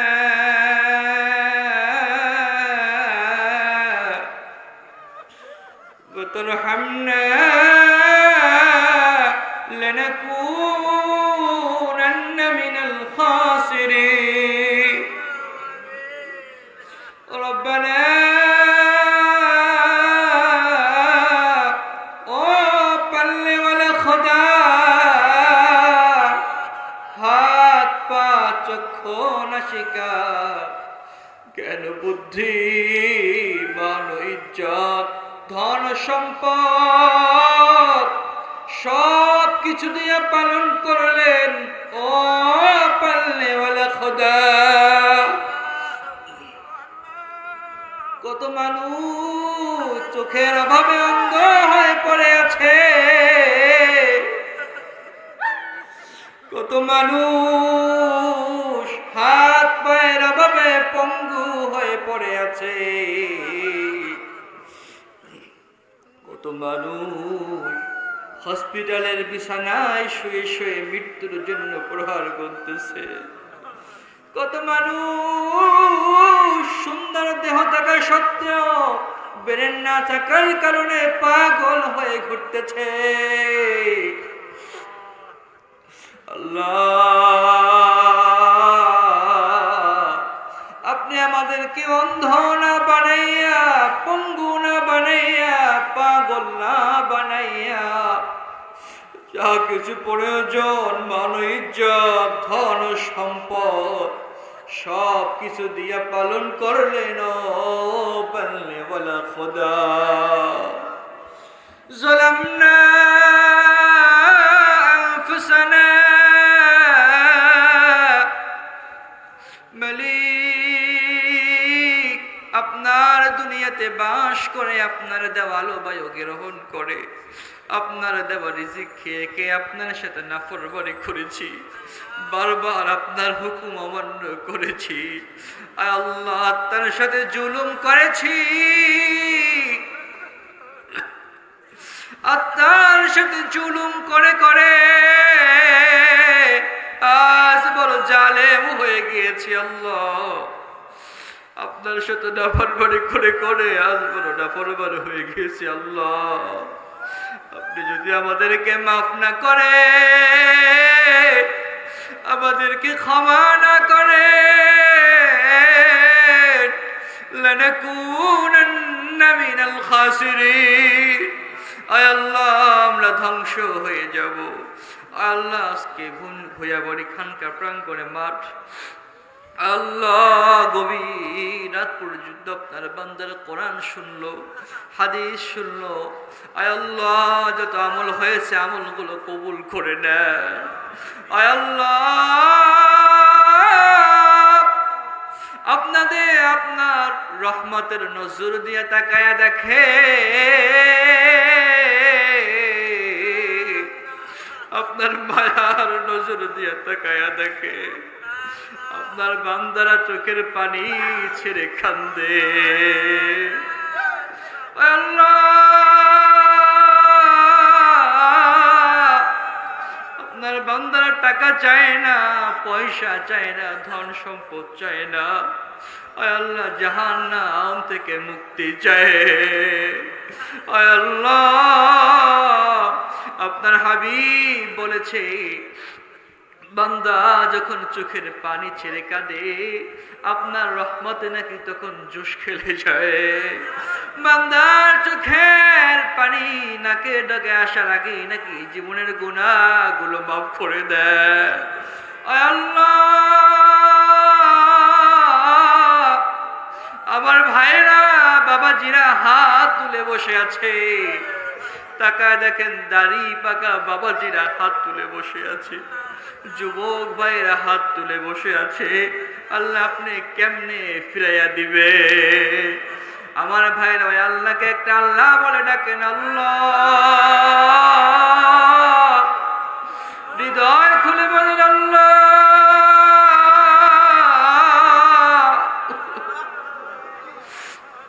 আল্লাহ, আপনি সবাইকে মাফ করে দেন। আল্লাহ, সবার গুনাহ ক্ষমা করে দেন। আল্লাহ, গুনাহ করে করে আমাদের অন্তর শক্ত হয়ে গেছে, আল্লাহ অন্তরকে নরম করে দেন। আমার যুবক ভাইরা, যার চোখে পানি আসে না, অন্তর গুনাহ করে করে কঠিন হয়ে গেছে, আল্লাহ দরবারে দুপোটা চোখের পানি ছেড়ে দেন। হাদিস সাক্ষী, জীবনের গুনাহ আল্লাহ মাফ করে দিবে। আয়ার নামে যারা হাত তুলেছে, এই মুহূর্তে মনে পড়ে গেল মায়ের কথা, এই মুহূর্তে মনে পড়ে গেল আব্বা জানের কথা। আয় আল্লাহ, মা জনম দুঃখিনী মা কার যেন কবর দেশে ঘুমায়। আল্লাহ, মায়ের থেকে আপন পৃথিবীতে আর কেউ নাই। মা জাননি কত কষ্ট করে আমাদেরকে পৃথিবীতে নিয়ে আসছে। আল্লাহ, আমাদের কবরের আযাব মাফ করে দেন। আল্লাহ, কার জন্য আব্বা জান কবর দেশে চলে গেছে, ঘর বানাইলো, বাড়ি বানাইলো, সারাটি জীবন নিজের জন্য কিছু করলো না, আমাদের জন্য সব রেখে কবরে চলে গেছে। আল্লাহ, আব্বা জানের কবরটাকে জান্নাতের বাগান বানায়া দেয়। আল্লাহ, যাদের মা বেঁচে আছে, মায়ের হায়াতে তৈবা দান করে দেয়। আল্লাহ, মায়ের খেদমত করে জান্নাতের মালিক হওয়ার তৌফিক দান করে দেয়। আল্লাহ, আব্বা জানের খেদমত করার তৌফিক দান করে দেয়। আমার যুবক ভাইরা, যারা মায়ের সাথে বাবার সাথে খারাপ আচরণ করো, আল্লাহর সাথে আজকে তওবা করো। জীবনে যতদিন মা বাবা বেঁচে থাকে, উচ্চ আওয়াজেও কথা বলবো না। আল্লাহ, আমাদের আব্বা আম্মাকে মাফ করে দেন। আল্লাহ, দাদা যান, দাদি যান, নানা যান, নানি যান, আল্লাহ সকলকে মাফ করে দেন। আল্লাহ, এলাকার সমস্ত মুর্দেগানকে মাফ করে দেন।